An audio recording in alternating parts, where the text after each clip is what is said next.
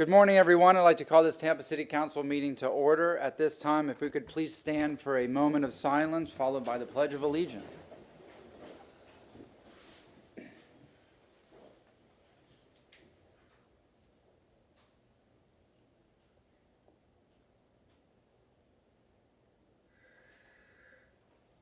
All right. Thank you very much. I pledge Allegiance to the flag of the United States of America and to the republic for which it stands, one nation, under God, indivisible, with liberty and justice for all. All right, if we could have roll call, please. Carlson. Here. Hurtak. Here. Clendenin. Here. Henderson. Present. Vieira. Miranda. Here. And Maniscalco. Here. Councilman Vieira will be here momentarily. May I have a motion to adopt the minutes from June 1st, 2023 and the evening session of June 8th, 2023? Motion from Councilmember Miranda. Do we have a second? Second from Councilmember Clendenin. All in favor? Aye. All right. Now let's go to the agenda. It's complicated today, but we'll get through it.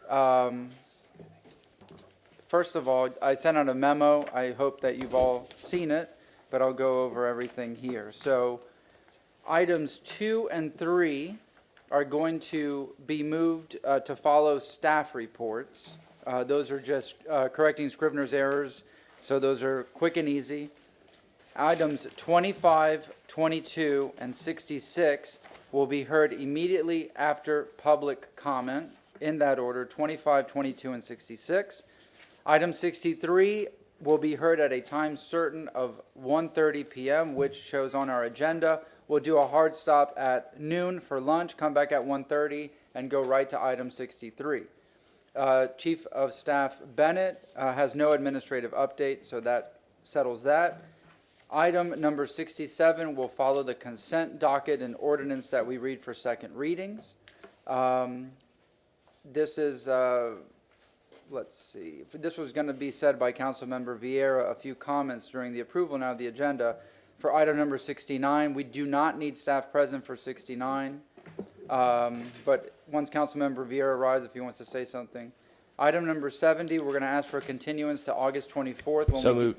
We have a motion to continue item 70 to August 24th. Second. Motion from Councilmember Carlson, second from Councilmember Miranda. All in favor? Aye. Just, Mr. Chair, if I could real fast, just to remind my colleagues in public, the purpose of this is so that if internal people are making public records requests, requests of records that are not in their department, that it would be a public record that they're making a records request. So we'll talk about it then. Thank you. Okay, correction there, it's not item number 22, it's item number 21. That's going to be heard after public Mr. Chair, comment. I'd like to make a motion to continue item number 21 to the beginning of the night meeting on June 22nd. The reason is that we have a requirement at City Council that documentation of items be in SIRE at least, I think, by noon on Friday.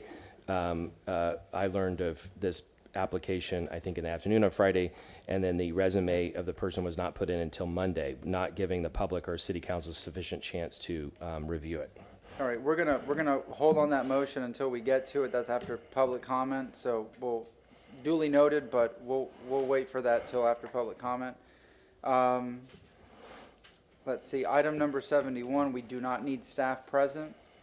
And then items number 73 through 77, there's a request to continue those items to July 27th.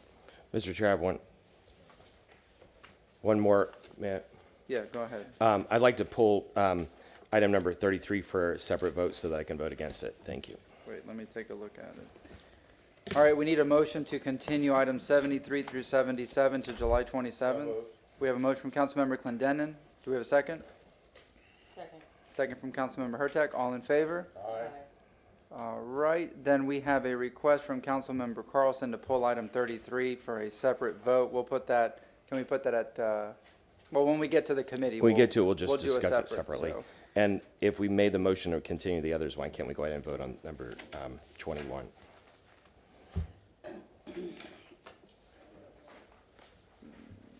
All right, we have a motion to continue item 21 to, you said when? Next Thursday, the morning, I think, is a workshop, so it would be at at the beginning of the meeting on the night meeting on the 22nd. With the purpose of giving the public and council a sufficient chance to review the Yeah, application. I want to hear from staff first. Let's just wait on that. So I'll hold off till after public comment. All right, let's see what else we have here. I've asked the clerk to set the timer for 5 minutes for council members. We've discussed that in the past. We already talked about lunch coming back at 1:30. And then after the ceremonial activity that we have now, we'll need a 10-minute recess to clear the chambers because we have a whole lot other people downstairs. So having said that, can I get a motion to approve the agenda and the addendum? Also, let me check here. Yeah, okay, the addendum. We have a motion from Councilmember Miranda. Do we have a second? Second. We have a second from Councilmember Clendenin. Yes, ma'am? Was one of those things moving, oh no, I'm sorry, you got it, 67.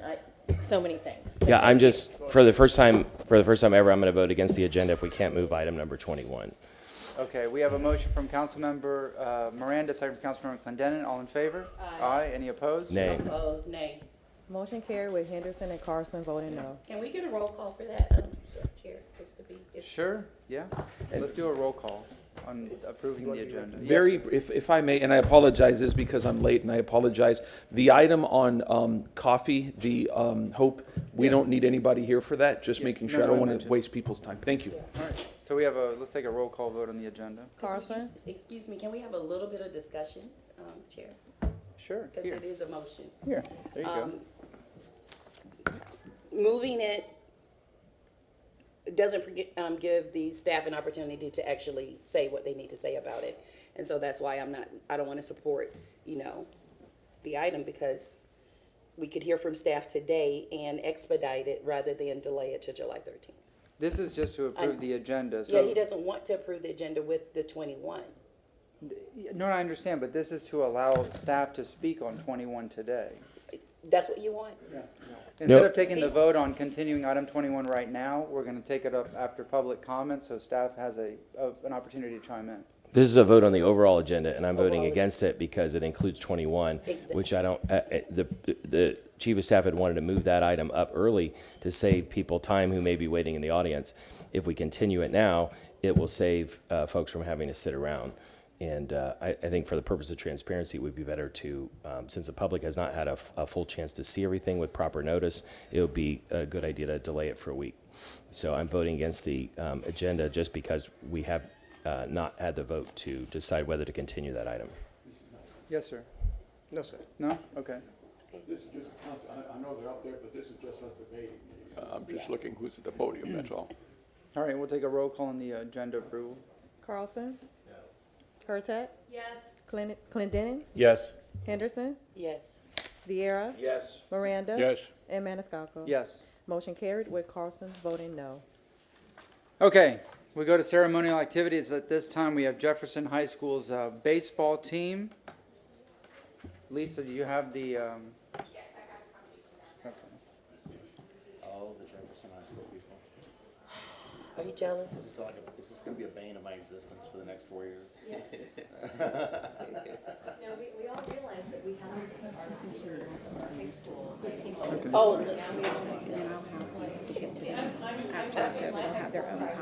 Okay.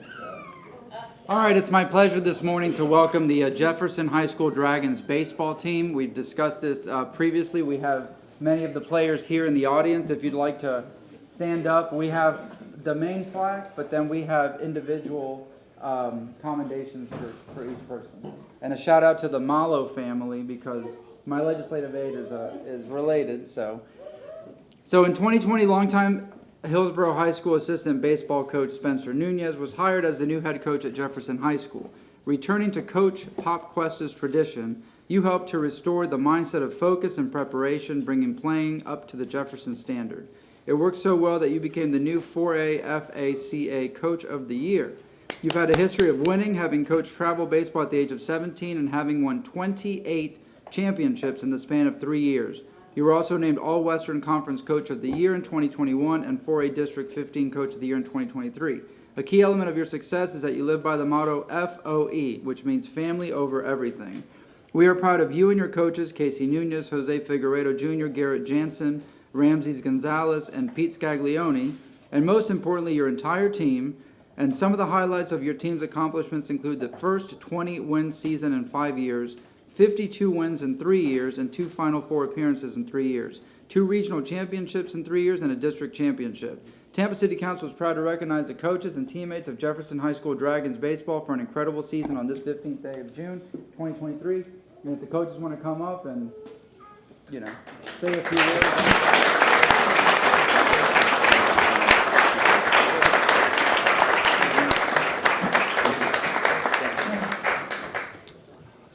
If anybody would like to speak, say it. If the players want to stand up and we recognize you, no? J-Boy, stand up.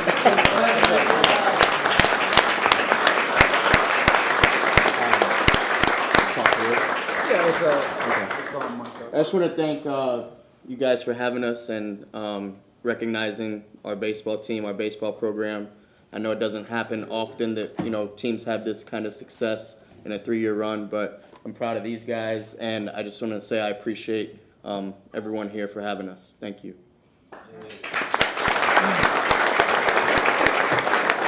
have a couple of Jefferson Dragons up here, so Well, I just could start singing the alma mater, but I won't do that, because I don't want to.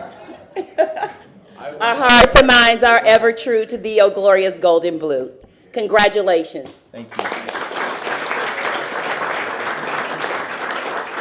Ms. Henderson, when I went to Jefferson, that wasn't the alma mater. I went there with George Washington, Abraham Lincoln, and the rest of them. And all fairness, they played with leather drums and It's true. It's very different. In fact, I was talking to the head coach, Mr. Nunez, and he said, "You still have the record at Jefferson?" I said, "Yes, I do." It was 16 one-hitters in 1 year. Whoa. You're coming from a politician. The first 16 guys got a hit. So that's what happened, but I'm only joking with you. I look at the player's size and strength, and the smallest guy was our tallest guy back in the 50s. So we had a good team at Jefferson. Only of the 12 guys that went to Cuba to play ball, 2 didn't go there. But Russo went, but he was so young when we went. We were 13, he was 10 when we went. And he came on later, and Frank Mui, who was in the Hall of Fame for coaching, went to Plant. But you guys deserve everything you get, and you earn it. You don't receive it. Everything you get in playing any sport, you earn. And we're happy to see you all here. A team that plays together, stays together, and don't ever tell somebody that made a mistake. They just simply didn't do it right. And those are the things that you go by. The coaches, you're a unit, you're one family. I know 9 players start, but the one in the benches are just as important. So it is what it is, and congratulations to all of you for doing what you do. I gave the head coach, I was crowned 2 days at the house, and I think I found 20-some pins, that one of these pins up here. So I gave you that, and we got 6 coaches. Yes, sir. The 6 coaches will be receiving a belt that's got a dragon on the front of it for the buckle. So we'll do that for you and appreciate it very much. Thank you for being who you are. Thank you.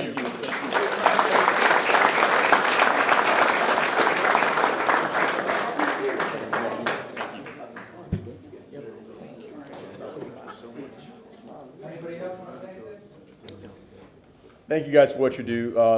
Sports and specifically high school sports is so important to any community. And baseball for the city of Tampa, we have such a rich history with baseball in our community. And there's a lot of leaders and a lot of folks that have come through our baseball programs and made names for themselves and made names for the city. And I can't wait to see the Rays play in Tampa. So there you go. And I'll echo this. Congratulations. I'm a huge baseball fan. Just really love the sport and love to see how the players play together. And I just want to say congratulations to the coaches for helping build the buy-in or actually to build the team and for the players to buy in. That's really important.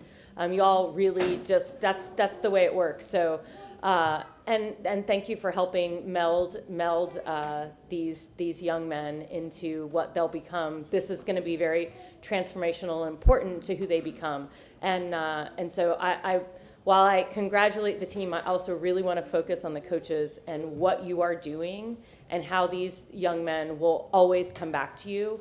And you have created that bond that's so important. And to the young men, you'll appreciate this it now, but certainly later on too.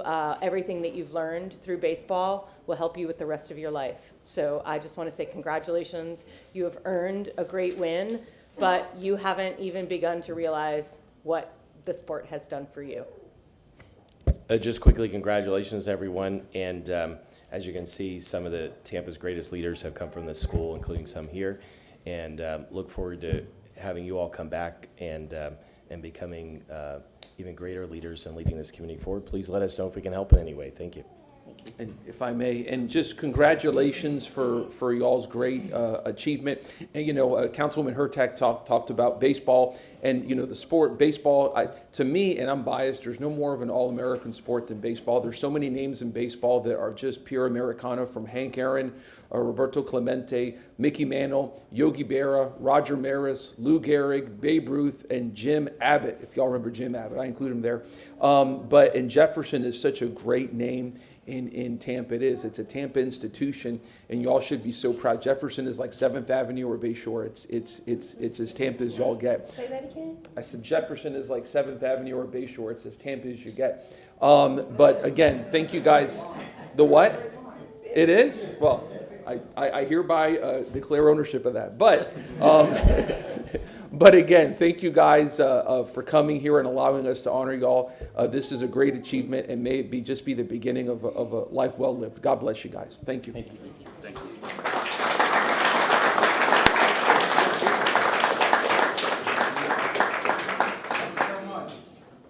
Thank you. Congratulations.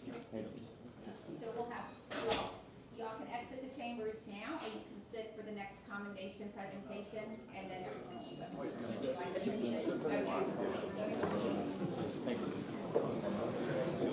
Well, now I know. I got 21 questions.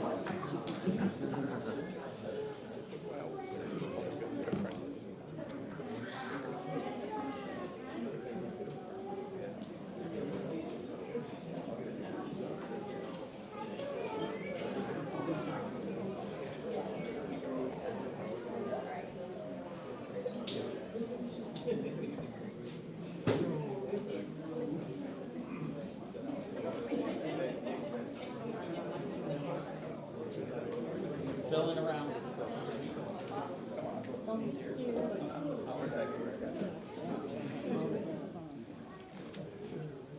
So if you recognize the shirts, these are our code enforcement officers, our inspectors, a variety of men and women that do a lot, constantly working. We see them out in the community. We get a lot of constituent complaints of code enforcement. We reach out to them. They do their job. They go out there, but you're an integral part of this city and everything that you do. So because it's National Code Enforcement Week, I wanted to present you this commendation. In honor of National Code Enforcement Week, the Tampa City Council recognizes the tireless efforts of each of our dedicated code enforcement officers to ensure that the health, safety, and welfare of the citizens of the City of Tampa is maintained at the highest possible standards. We also recognize the hard work and perseverance of your entire organization in upholding the regulations and standards that help our community thrive. So thank you for making Tampa a safer and healthier place to live, work, and play. And it is with great honor and appreciation that Tampa City Council recognize our unsung heroes in code enforcement on this 15th day in June 2023. And I just want to say thank you for all that you do. I know we reach out to you, many of you, especially you, and you, Keith, and everybody. You really you do a wonderful job. So we appreciate you. We don't tell you enough. But here we are. We wanted to recognize you and honor you with this commendation. You're the boss, or one of you is the boss. So there you go. Congratulations, sir, and everyone.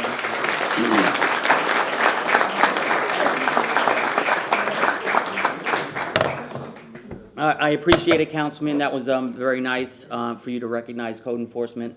But real quick, I do want to say these are your unsung heroes in the city. They don't get recognized all the time, but we always answer the call, and we get a lot of the normal calls, and then anything that doesn't fall into a particular box, it comes to us, and I truly appreciate it. Thank you. Sure. Any council members want to? I just want to say, and this is such a timely commendation, because last night I was leaving a meeting and someone said, oh, I saw code enforcement ticketing cars that were in bike lanes.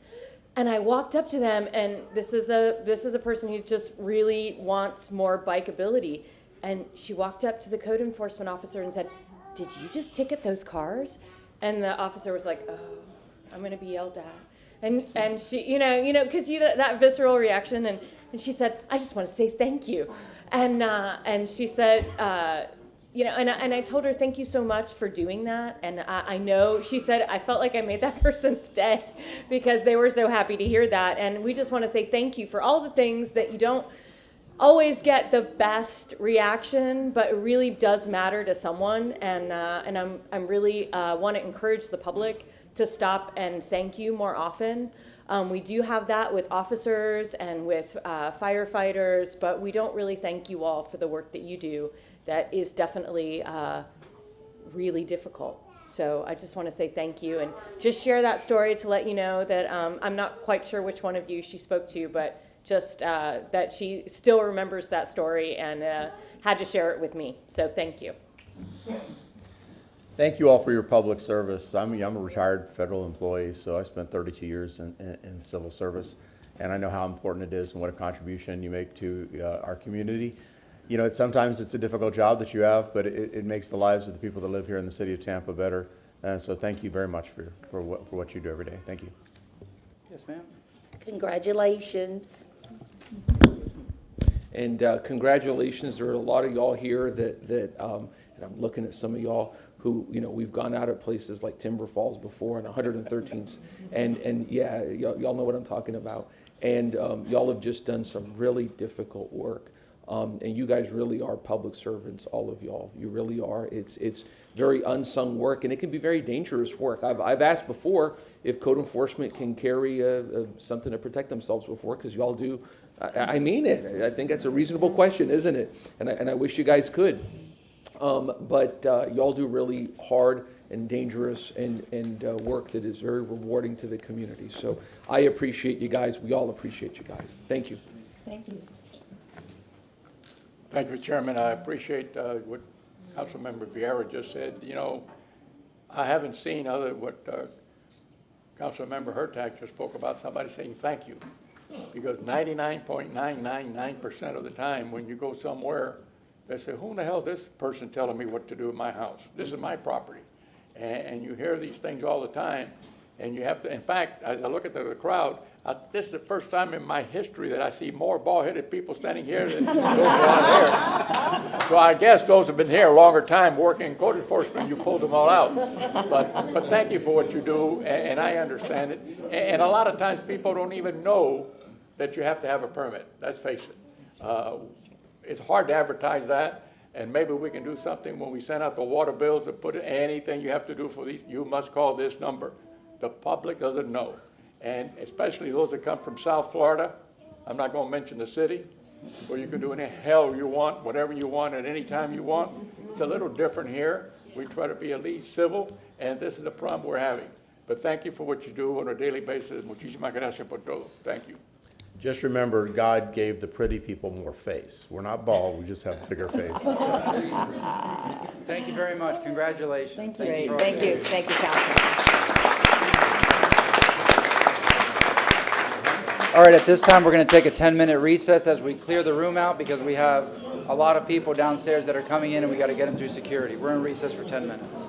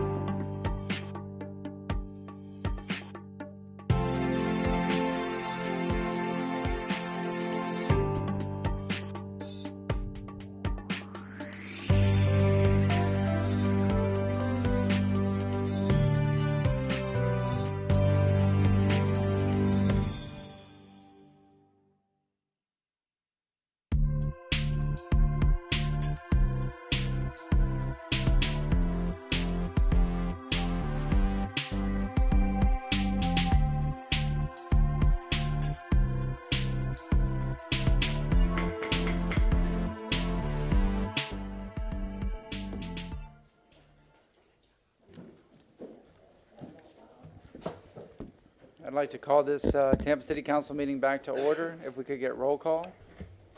Carlson. Hurtak. Clendenin. Here. Present. Here. Here. Here. Mr. Shelby? Yes, Mr. Chairman, are you going to entertain public comment at this time? Yes, I'm going to take general public comment. Nothing that is set for a public hearing, anything else on the agenda. If you are here to speak for public comment, general public comment, please approach the lectern. You have 3 minutes. Please state your name. And we also have a few registered individuals. Thank Is you. anybody here to speak on? Mr. Chairman, if I can, again, for the benefit of the public, if you're here to speak on any public hearing, particularly if you're here on item number 62, a review hearing from petition on ARC 23-131, or a public hearing on file number FDN 21-125, those are on the agenda, and we will get to them, and at that point we will take public comment. At that point we will take up those matters, and you will, depending on, when we get to number 63, Mr. Chairman, we're going to have to discuss public comment, but we'll do that when it comes up. All right. Thank you. If anybody wishes to speak, please approach the lectern, state your name. You have 3 minutes.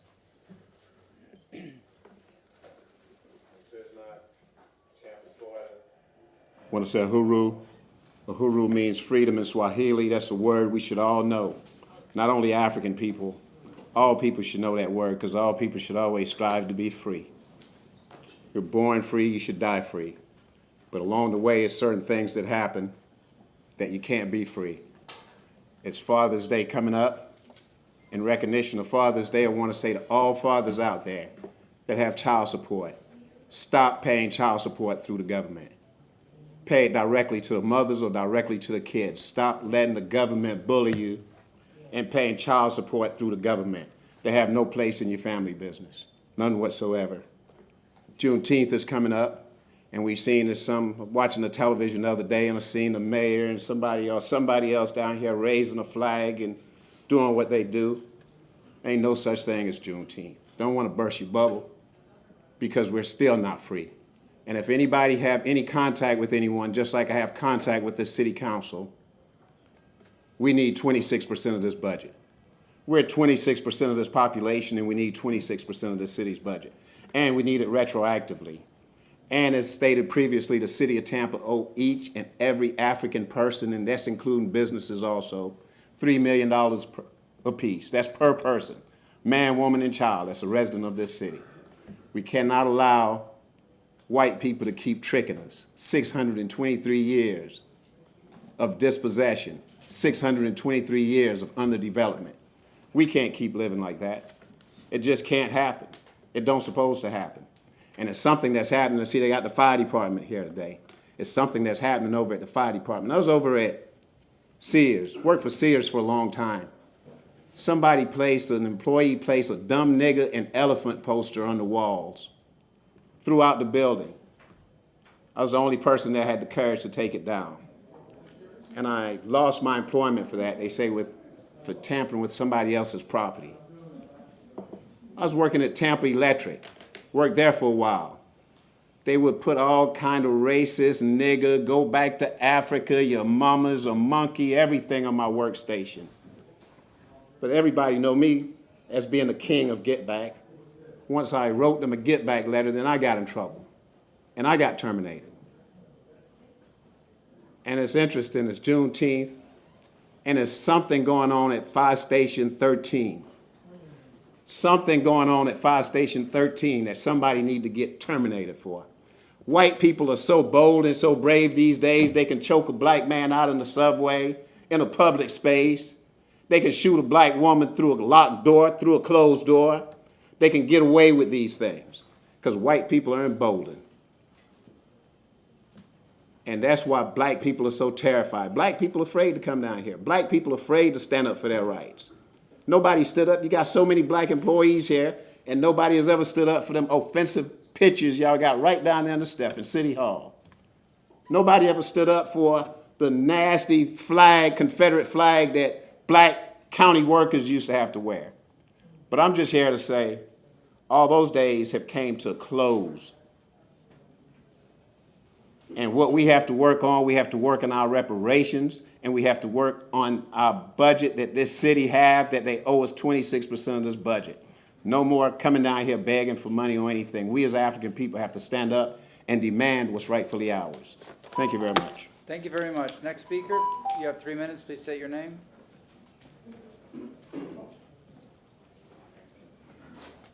Good morning, Connie Burton.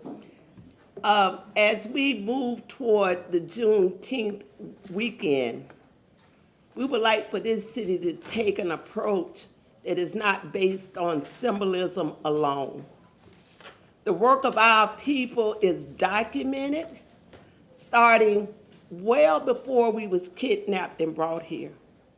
So we are talking about over 246 years before the last group of our people was told that freedom existed. But a catch to that was the 13th Amendment that said that ordinary white people couldn't own us no more, but the state do. And that's why we have so many young people in this city, in this county, in this state, it is the property of the Department of Correction. Coming back to our community with no valuable skills to assist their families.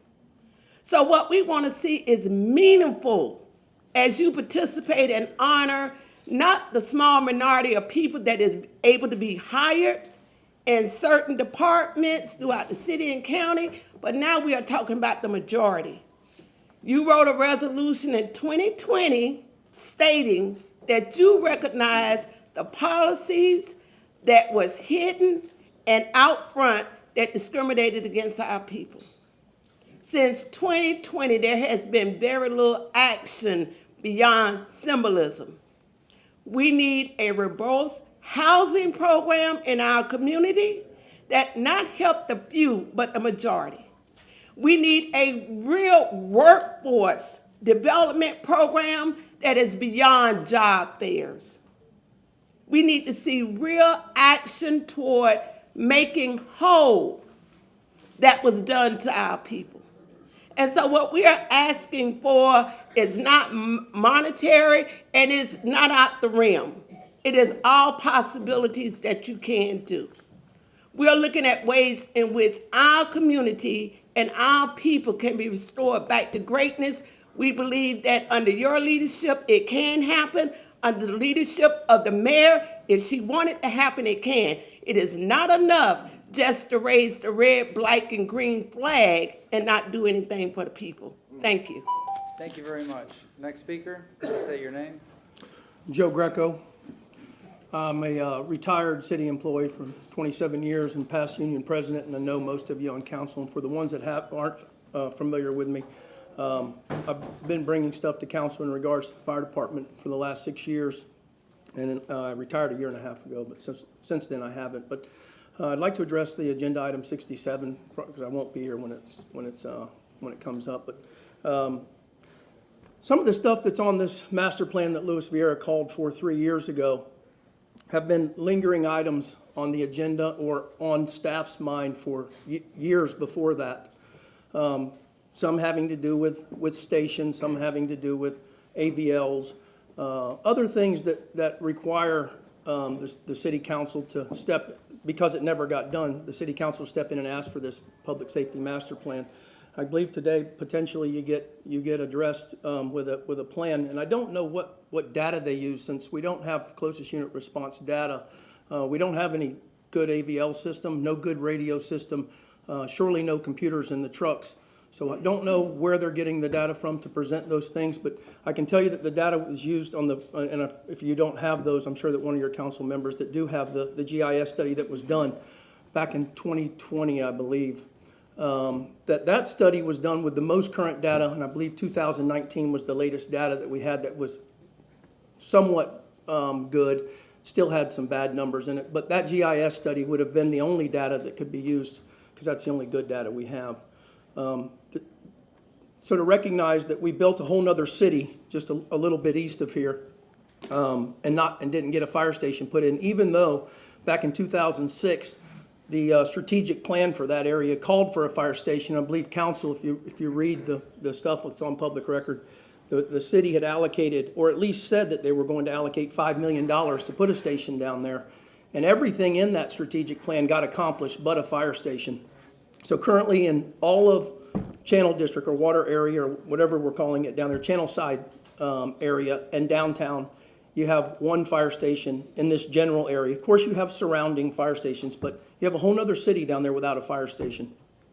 And then, of course, the West Shore area is growing. And just, I haven't seen any movement with it, even since, other than putting in some rescue cars. And I will say that staff with the mayor and Chief Bennett got us some new rescue cars put in. With Chief Tripp got some new rescue cars put in. But it's time to start growing the fire department because the city is growing up around us. The guys are running 18 calls at these stations, 19 calls. I know that Nick's going to speak on that, but at some point there is a breaking point. And since we haven't added a bunch of fire stations over the years, it's time to start adding those. Thank you very much. Thanks. All right, next speaker, please state your name. You have 3 minutes. Good morning. Good morning. My name is Caleb McCullough, and I'm a local entrepreneur. And I'm here to address affordable housing. It's very challenging to cover the cost of living when the rent prices are extremely high and the cost of development is just as high. And so basically, I just want to know, how do we navigate some of the city's support in terms of builders and developers getting tax incentives or whatever to help out with the affordable housing issue, because it's a huge issue and it's a lot of people that are affected by it. So I was just wondering if anybody could help me navigate that. I was going to say, if you wanted to, Councilman Vieira. just if you wanted, I can meet outside, give them information for a meeting, and I'm sure Yeah, any Councilwoman of Hurtak- us would be happy to meet with you. Okay, that'll be good. Councilman Hurtak? I was just going to ask, Kelly's right there, if you don't mind taking this gentleman's information and then passing it along. Thank you. Yeah, to me, if you don't mind, Kelly, and thank you, Councilwoman. Thank you. Thank you, Mr. Chair. Thank you very much. Next speaker? Please state your name. You have 3 minutes. Good morning, Council. My name is Ivan Rivera. I'm speaking to you as a resident in Ybor City. First, I want to say it's nice to see all the new faces on the panel. Congratulations to you all. I'm here to speak on surface parking lots in historic Ybor City. If I can, sir. Yes, sir. I'm sorry to interrupt, but there is something related to that on today's agenda, and it is number 63. It's for a time certain at 1:30, and that is the subject of the hearing. And I would ask that if you do wish to speak about that, and it is not related to that, that you come back another time and have that opportunity, or do it in writing to the City Council rather than today. When would be the appropriate time To speak on this? Yes. Perhaps I can have an opportunity to speak with you as we, or perhaps Kelly would be able to talk with you about that. But if you can, just hold your comments, and I'll see how I can address that for you. Councilman Carlson and Councilwoman Hurtak. Yeah, just, we usually don't talk during public comment. Our rule is that we don't ask questions, don't comment. But just to let everybody in the public know, you can email all of us by emailing Tampa City Council at tampagov.net, and we'll all receive it. If it's not quasi-judicial, that means related to property, we usually all respond quickly. Maybe multiple ones of us will respond. But Marty, also, since we may have more people here who want to speak on that topic, can you just give them a hint about the likelihood of them being able to speak at 1:30 so that they can make their decision about whether they're going to stay or not? Yes, thank you. Mr. Chairman, may I do so, if you don't mind? Go ahead. Okay, thank you. With regard to the 1:30 hearing that is set for a time certain on FDN 21-125, that is a review hearing on a formal decision of the zoning administrator. It is governed by Section 27-61J of the City Code. It is very specific in its requirements, and that is, as the code reads, you are limited to participating if council opens it up for oral argument, and assuming that it does, the persons who are allowed to speak are either parties as defined by the code or non-party participants as defined on the code. Now, Mr. Chairman, if you give me 30 seconds, I will read those so that people know what that is. Wait, I see Ms. Johnson-Velez standing up. Did you want to speak? No? Okay, go ahead, Mr. Shelby. Thank you. Now, as defined by 27-61J for members of the public, for the purposes of item number 63, it states parties. Parties are parties to the petition for review and shall include the petitioner, the property owner, if not the petitioner, and any person who participated in the formal decision process by submitting evidence or testimony during the open record period as defined by 27-54. Non-party participants, any person who participates in the hearing before the hearing officer but does not qualify as a party as set forth in Section 2 above shall be considered a non-party participant. The code states this: if City Council permits oral argument, it shall allow staff and each party up to 10 minutes for oral presentation or argument. Non-party participants who meet that definition may be permitted oral presentation or argument up to 3 minutes. No person may submit new evidence to the City Council during oral argument, and all persons must confine their presentations to evidence made part of the record before the hearing officer. If you do not meet those definitions, it would be the recommendation that council does not have the authority to take general public comment. Any comments made relative to the matter that's going to be heard before council cannot be heard outside the public hearing. So agenda public comment is not the appropriate time. As a matter of fact, and I should say this for the public, if you send in emails now and emails today in anticipation for the hearing, not only will the council not have an opportunity to read that email, but it will not have an opportunity to be uploaded to the clerk to be able to be made part of the record. So I would advise against that. For the purpose of the general subject of surface parking lots in Ybor City, I would suggest that after today, you either place it in writing, and you are always welcome back once this matter is handled to be able to make your comments known as you are standing today. My apologies, but that is the code as it exists. Councilwoman Hurtak, I have a question. Yes. I'm sorry, but this is, Yes. I'm trying to phrase this right. This is the United States of America. This is the city of Tampa. We clearly allow people to come and speak on whatever they want to during this time. If this gentleman wishes to just speak in general about parking lots, there's literally nothing we can do to stop him. And if this is what happens with formal decisions, we've got to change the. I mean, I've already talked to you about this, but we absolutely cannot not allow this person to speak. Like, I'm sorry. I mean, maybe we can ask them not to be very specific, but there has never been a time that this council has not encouraged public speaking on any matter. If I may, respectfully, Councilwoman Hurtak, this is, let me rephrase it.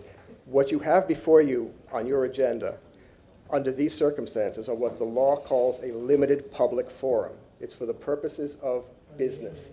There are cities and court cases that have upheld people being prohibited from speaking at these meetings when they are not actually residents of the city, if they live outside the city. So if I can just say that I understand what you're saying, Council.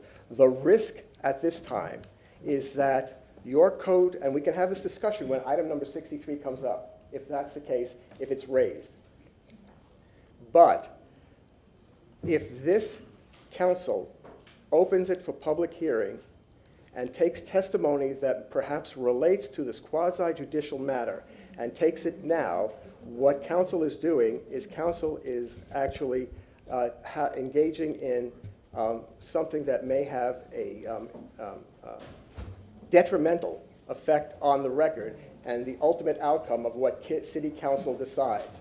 So my suggestion to you is if somebody wants to speak, perhaps even for general public parking lots, and wants to wait till the 1:30 discussion, if it should come up, we can raise it then rather than hold up the meeting today, this morning, because the truth of the matter is it would be inappropriate for council to take comment that would have a prejudicial impact on the hearing, which would affect your ability to defend against any attacks that might be made as a result of taking public comment on your decision. But what about Yes. his right? I mean, he could sue us for not allowing him the chance to have his First Amendment right to come and speak in front of us.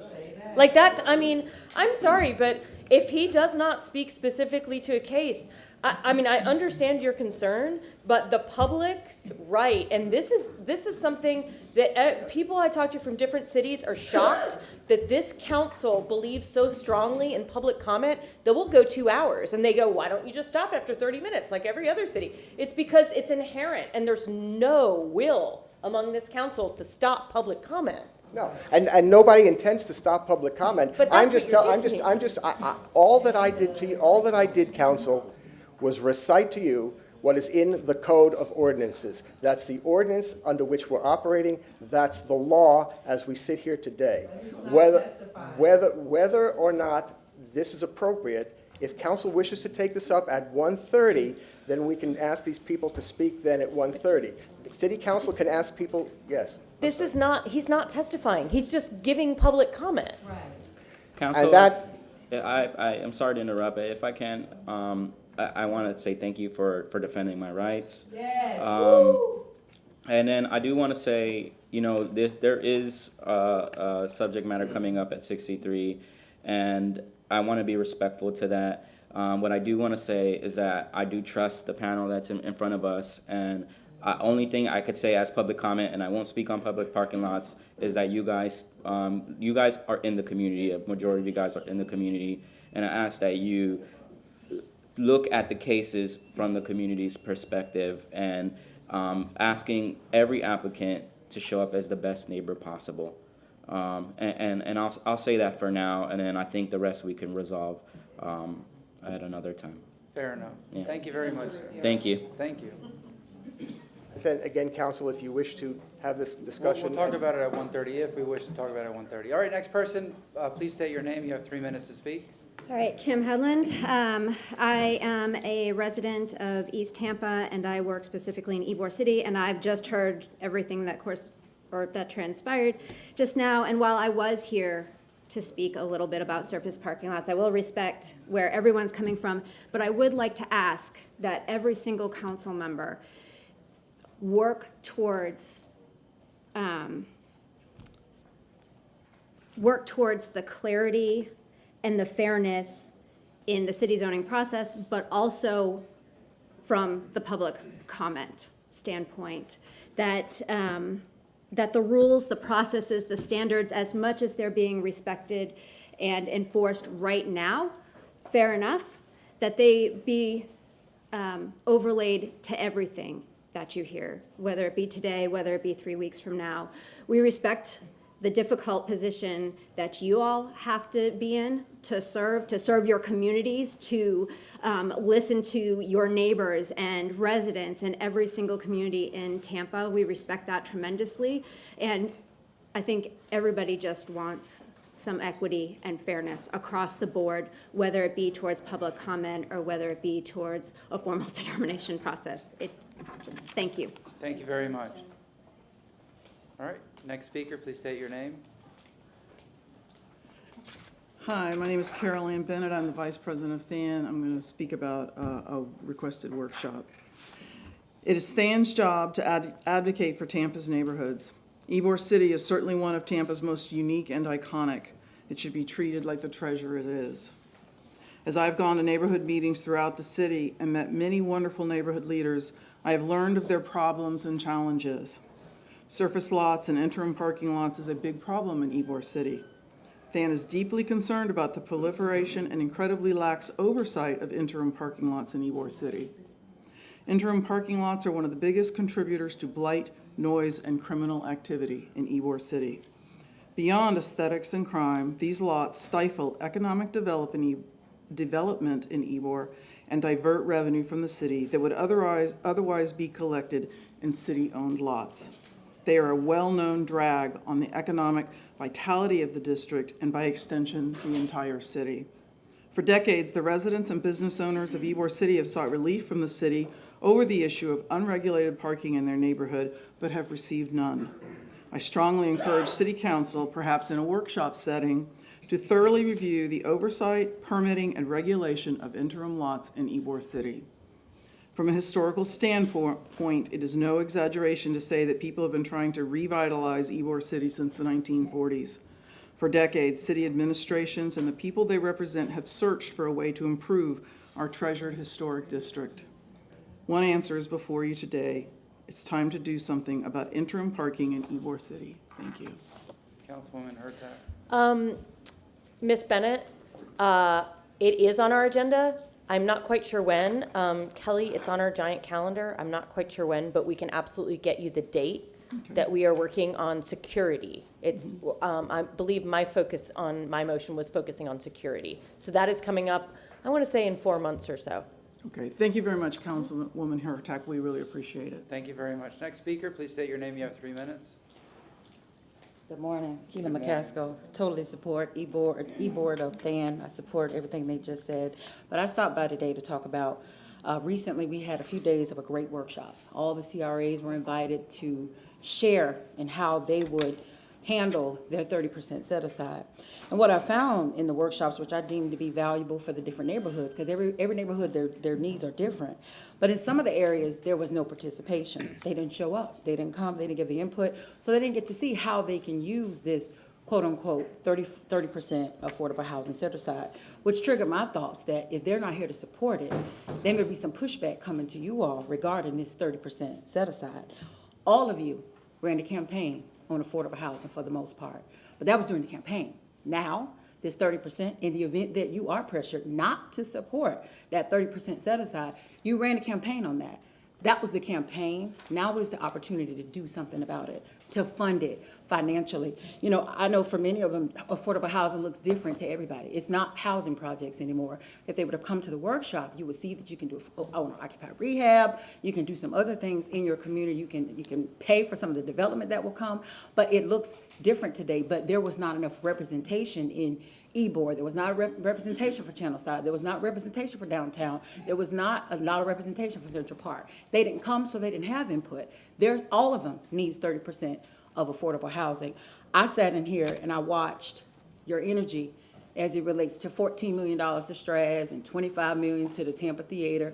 And I had to support that wholeheartedly, knowing that in this city, where Forbes said that we're the greatest city in the state of Florida. And I saw that knowing that we put $39 million in cultural arts. I don't know who it's for, but cultural arts, when working people couldn't find anywhere to live. Your nurse, your teacher, your day-to-day worker at Walmart, your Wendy's employee, they couldn't find anywhere to live. But we put $39 million eagerly. Energy was high to give arts, $39 million. 30% set aside for all the CRAs is an absolute must, because housing should be more important than cultural arts. At least I hope that's the message that you would want to give me. I hope that we're not saying in the greatest city to live in that cultural arts is more important than housing, which is a human right. Do what's right, even if you get the pushback about that 30%. Thank you. Thank you very much. Yes, ma'am. Please state your name. You have 3 minutes. Good morning, Robin Lockett.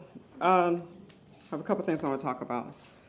The incident that just happened, that young man came up and wanted to talk about Ybor parking. Than came up, he was shut down. Than came up, talking about the same thing, and it went through. There has to be, everybody should be treated the same. Everyone should be treated the same. No way that young man should have been shut down and Than, because of who they are, was allowed to speak. Piggybacking off of what Keela was talking about, the 30%.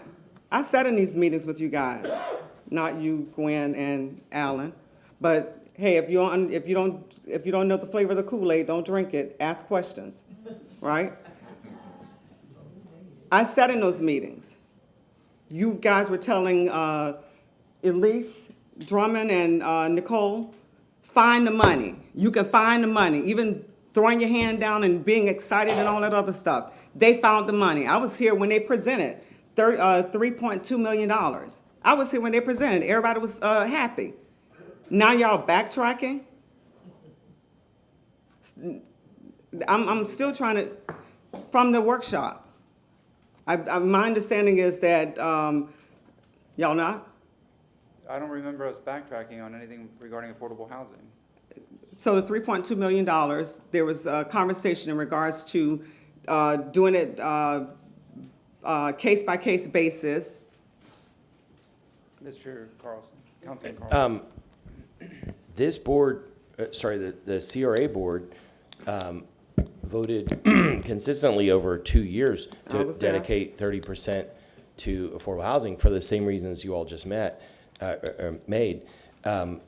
think there was some kind of public input workshop a couple days ago on affordable housing. I don't know if any of my colleagues attended. I did not, but we have not had any vote to change the 30%. If there were members of the public or a staff who stood up and said something different, this board has not changed its mind. And I appreciate everyone asking us to stay consistent, but so that's what I want you guys to do. Until we vote differently, staff doesn't represent us unless we make a vote on something. I don't know whether they said, but if they said that we're not going to stick to that, we haven't voted that way. And if members of the public say that, we need to listen to what the public says, but it doesn't mean that we would change that vote. I would suggest anybody who's interested, please attend the next CRA meeting. So that's very good. So I hope that it continues to be pushed through, just as everybody voted on it, right? Because we do need affordable housing. Just as the young man indicated, housing prices are still going up. Salaries are not. And there has to be something that's done about it. And it's going to continue. So the whole time that rental assistance was provided, loved it, but it just band-aided the situation. So the situation is still occurring. I'm about to run out of time. Someone mentioned Station 13. Somebody sent me a video in regards to Station 13 with the monkey hanging from the ceiling. Now, it's my understanding that the City of Tampa Human Resources failed to investigate, or they're having issues with it. But again, why are these things still happening? Under with tax-paying money, why are these things still happening? I just don't understand it. I'm running out of time. But affordable housing, keep your word. I sat with a lot of you guys on the campaign trail, and everything was around affordable housing.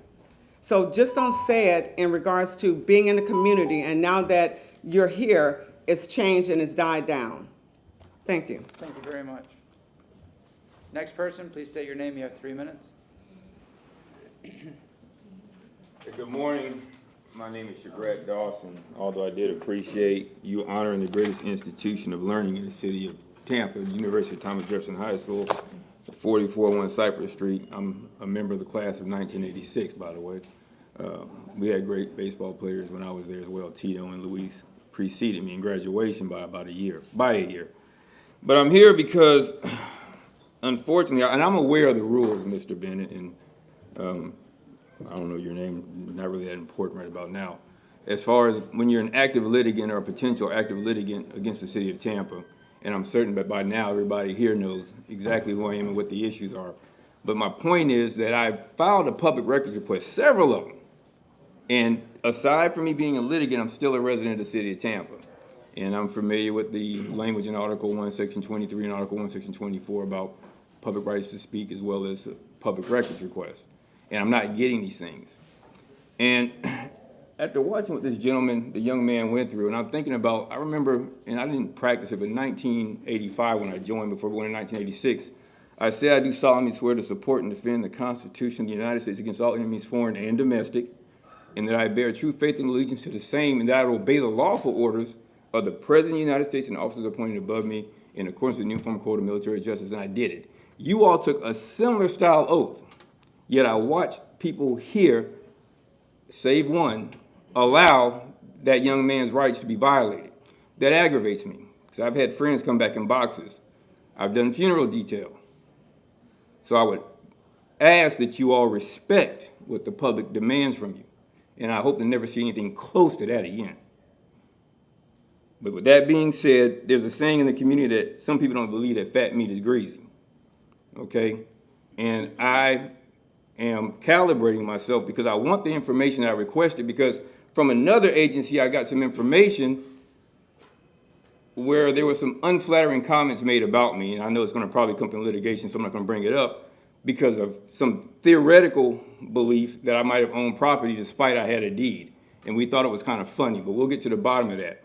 So I'm here to give and I provided a copy for everybody, a public records request. I'm gonna hand it to Mr. Bennett, I believe.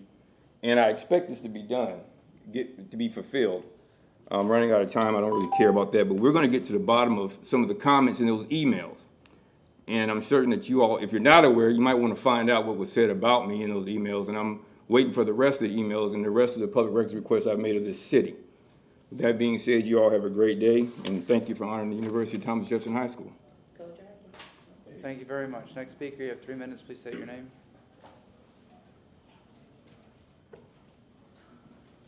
My name is Jill Corcoran, and I live across the street from the disaster that is the Ritz-Carlton that you allowed to occur. The last time I was here in front of you, can this be used? Yes. Well, The last time I was here in front of you, it was because they wanted to add more units and take away from the neighborhood. Now the next thing they want to take away is this tree that you're looking at. It's a 500-year-old tree. It shades 4 of our homes. When they came to you and asked you for more residences and for more floors, you guys agreed to it, but they also said they were going to put a sidewalk on our side of the street. We all objected, and we were told that that would be taken care of. I came out of my house 2 weeks ago to find them paving in front of my neighbors' homes. I had to call ABC Action News to make them stop because they did not redo the plans that they gave to you, and they were going to kill this tree. They feature this tree, by the way, on 2 of their websites. But they want it killed because it's in the way of 3 of their units. You guys had also given a similar situation with the folks on the other side of me. That would be the Aquatica building. They were told not to kill off these oak trees, but you went in and put the same sidewalk that you're about to put in front of my 500-year-old oak tree in front of this oak tree, which was only about 250 years old. And then within 1 year, it looked like that. And within 2 years, it was dead. And I don't think we can afford to keep doing that to trees in Tampa. It's something that we all need there. And one of the things that they came back and told me is it's because we have so many more units going in. Wrong. That's not true, not even a little. We had affordable housing, 176 units in Bay Oaks Apartments that was affordable. We had 6 units on Isabella that was affordable. We had another 18 units in Bayshore 1, a total of 200 units. Now we've got 89 units that I, who makes a mid-6-figure salary, can't afford. And you've got 12 units in the Ritz-Carlton, again, that I could never afford in a million years, and 100 units on Isabella. Do you know how many more units that is than what we had in affordable housing? People who, by the way, did actually walk and not ride their Benzes in and out? 2 more units. And you want to kill this oak tree because they are demanding a sidewalk because, and I quote Mr. Mike Hammond of the Related Group, your place is an eyesore. My home that I've lived in for 20 years is an eyesore to the Ritz-Carlton, so they're going to kill off this tree. I would ask that you stop them from doing this and make them abide by what they promised you and me just 6 months ago. This sidewalk is only stopped halfway down from my house right now. And they are out there right now measuring it for a sidewalk again. They're like, oh, but we're changing it. Will that have adverse effects on it? Well, we're changing it so that it won't be as bad. Really, would that be just as bad as what you did to the house next door to me? Because that one's dead. Thank you very much. Councilwoman Kelly, Hurtak. can you grab her information, please? And Kelly, if you could give it to me too, please. Yes, ma'am. Please state your name. You have 3 minutes.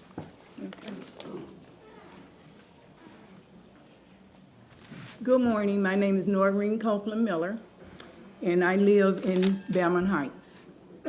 I'm here this morning. I want to, first of all, thank you all for last month you acknowledged the Boys and Girls Club, Wilbert Davis Boys and Girls Club, where he served at Sergeant Wilbert Davis, and that's in Belmont Heights community. Also, I want to thank you all for the support with Memorial Park Cemetery, with the cleanup as well as the rededication. And the community is feeling so much pride now because you guys are actually acknowledging our history. You are making it come to life. And I attended a meeting at District 3 about neighborhood reorganization on Tuesday, and we had a lot of the Bama Heights community come out. And we realized that the boundaries had changed for whatever reason. They were doing reorganizing, but we have, Bama Heights is a rich community, and we deserve to keep our community name.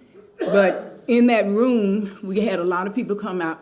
Our Senator Hargett, who lives in Bama Heights for over 50 years. We also had Fred Hearns in there. And it was a lot of stories told in that room. The Keaton family, Williams family, a lot of Bama Heights residents had no idea that they were even looking at reorganizing our Bama Heights community. So having said that, it was a lot of positive energy, and we have a lot of positive energy going on in our neighborhood. And we want to keep that momentum going. So what I'm asking you today is, from the meeting, the community wants to have a Bama Heights reunion at Cyrus Green Park in the upcoming month. And our historian was saying that we could probably get 1,000 Bama Heights residents out there that know what's going on in their community. And we know it's a problem with communication. We know that. A lot of folks do not get information what's going on in the neighborhood, but they want to. They're excited, and I'm going to ask for your support today. If you would assist us in our Bama Heights reunion coming up in a couple of months, but I'll make sure you know. But we want to have it at Cyrus Green Park. We're excited about it. We started planning it. But they asked that we come down and let you all know how excited we are about Bama Heights, how proud we are about Bama Heights, how happy we are to know that we have history. And one of the residents said they wanted you to know that we're woke. And we are very engaged, and they are eager and anxious to keep our community the way it is, but to beautify it, work in the community with the city of Tampa, making our community the best it can be. Thank you. Thank you very much.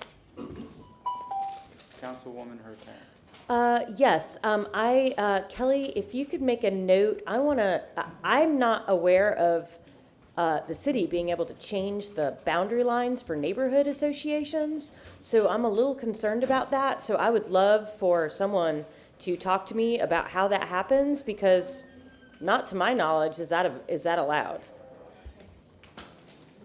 Do we have anybody else for general public comment? If not, we have 3 registered speakers. Yes. If I could, the gentleman that Marty had to cut off earlier, I don't know if he's still in the room, but I would suggest, since he's not in the room. Okay. Yeah, I was going to suggest giving another minute, but unfortunately, because of quasi-judicial issues, we are limited to what people can say. But sad that he was startled and wasn't able to say what he wanted. Go ahead. Mr. Chairman, and I don't want to hold up the people online. I can hold my comments, but if I can, I'd like to say this now. I understand council's position, and for the years that I've been doing this, you know of my commitment to transparency and fairness in government, and that is a hallmark of what I work to do. So I apologize to the council. I apologize to that gentleman for, and if I had a tone, I apologize for that. I just want to say, with regard to that, I did offer or suggest that those people who did want to stay, if this was an issue, it would be taken up at 1:30 if that's council's pleasure, so that they could have stayed for that. I also want to inform council, and Mr. Maniscalco knows this because he and his aide were copied on a letter that I had received from Carol Ann Bennett earlier in this week questioning about public comment. My response to that letter was to read, as a matter of fact, I was actually reading on my screen my response to Carol Ann Bennett on Wednesday morning to her email. So she was aware of what the rules were, and it appeared that she was couching her comments to be in compliance with this. I was listening very carefully. I was very conscious of the situation, very sensitive to the situation. And again, I want to apologize personally on behalf of to City Council and to the public. But that is also part of my job, to tell you the way it is, irrespective of what the effect may be on me personally. So I just look forward to you having the hearing at 1:30, at which time you'll have the opportunity to take up the subject, which is the subject matter of that issue. Thank you very much. We have 3 registered speakers. The first person I have on the list is Eileen Henderson. If you are online, please unmute yourself. You have 3 minutes to speak.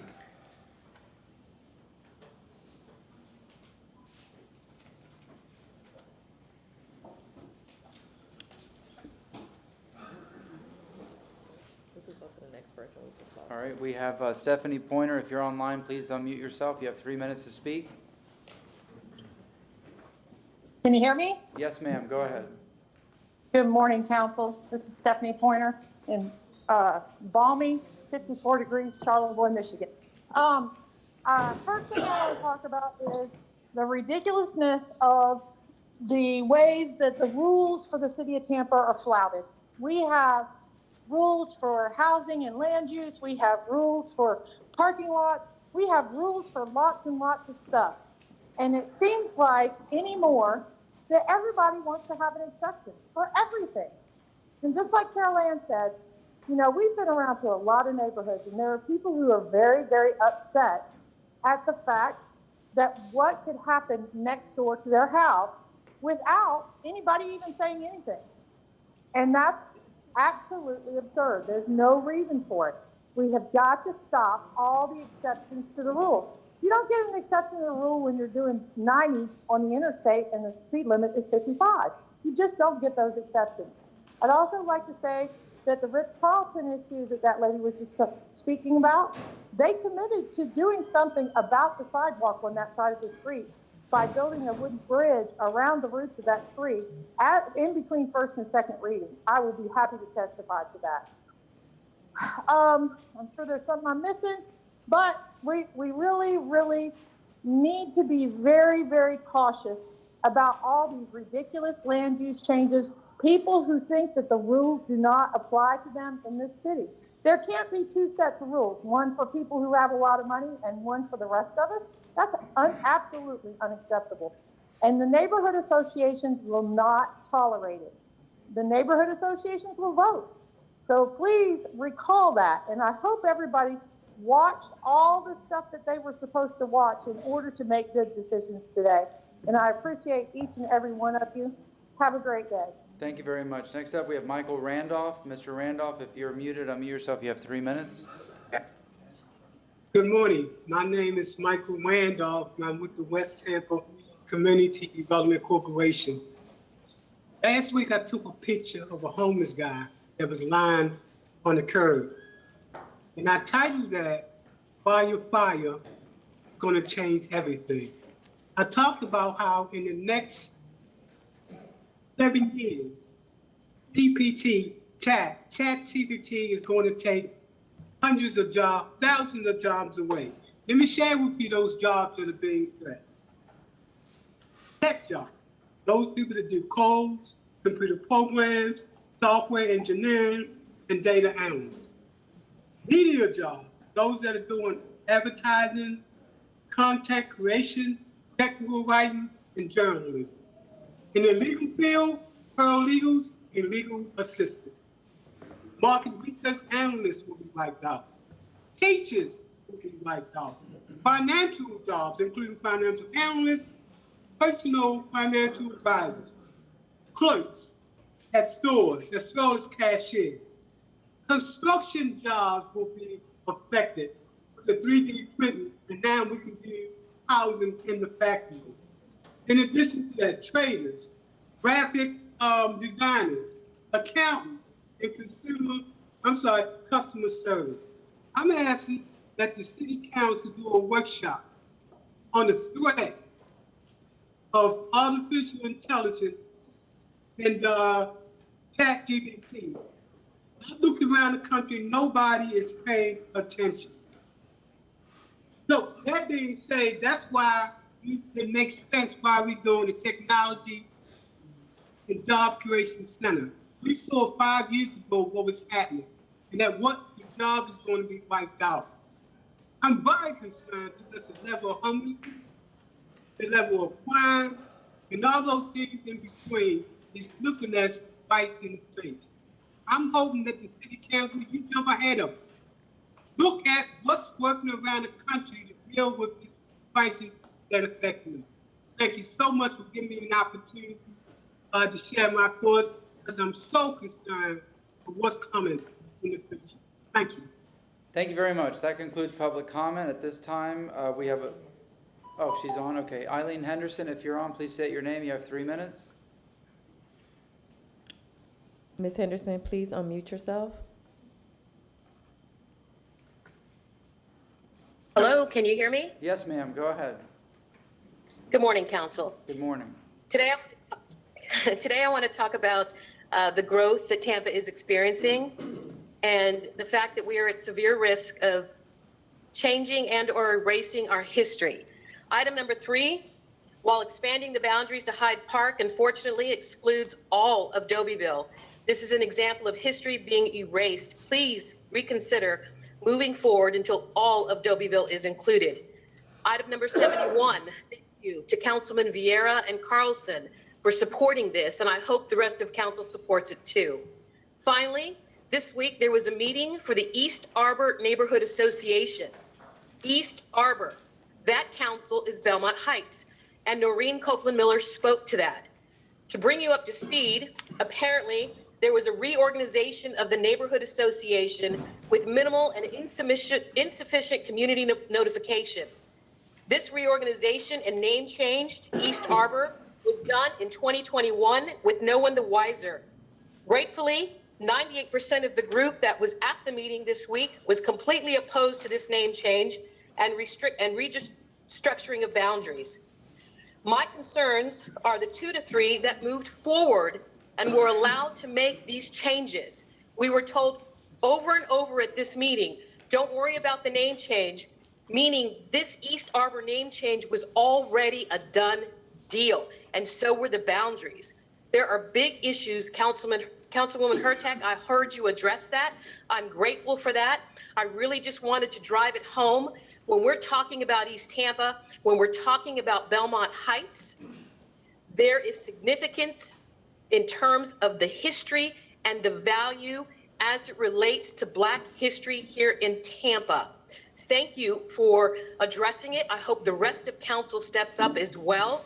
This, along with item number 3, is exactly how we continue to change and erase Black history. We've really got to start taking a better look at what's happening in Tampa and make sure that we begin to have balance between our development and our history. And I look forward to hopefully future discussions as we look at the Parks and Recreation Master Plan to start including more funding, more ways to generate revenue to support Tampa's history. Thank you all. Thank you very much. That concludes public comment. So now we have a few items that we discussed at the beginning of, or during agenda review. If we could take them in order by number 21, 25, and 66. Item number 21, there was a motion brought up by Councilman Carlson, but I believe staff wanted to have the opportunity to speak. You want to do 25 first? All right, we'll do 25 first. I'm sorry. I just wanted to go in numerical order. Item number 25 is a nomination by the mayor appointing Lee Burkhall as the chief of police. Who is here? Yes, sir. Good morning, Council. John Bennett, Chief of Staff. Good morning to our Tampa community. It's an honor on behalf of Mayor Castor to stand here before you today, as well as family, friends, and other public safety partners, to advance our recommendation from just a few weeks ago from interim police chief to police chief for the city of Tampa. Mayor Castor wants to reiterate her appreciation for the recommendation during the press conference less than 2 weeks ago with council support to name a colleague, Dr. Lee Burkhall, and we want to thank him for his interim efforts over the last 6 months. Dr. Lee Burkhall is obviously well-educated, has an excellent combination of experience as both a practitioner and an academic, but most importantly is a solid successor to an elongated results and evidence-based strategic plan that focuses on our sworn and non-sworn health, safety, and welfare crime prevention, and reduction with vast amounts of community engagement. I will now handle it back to the chair and turn the lectern over to Dr. Burkhoff. All right, any questions or comments from council members?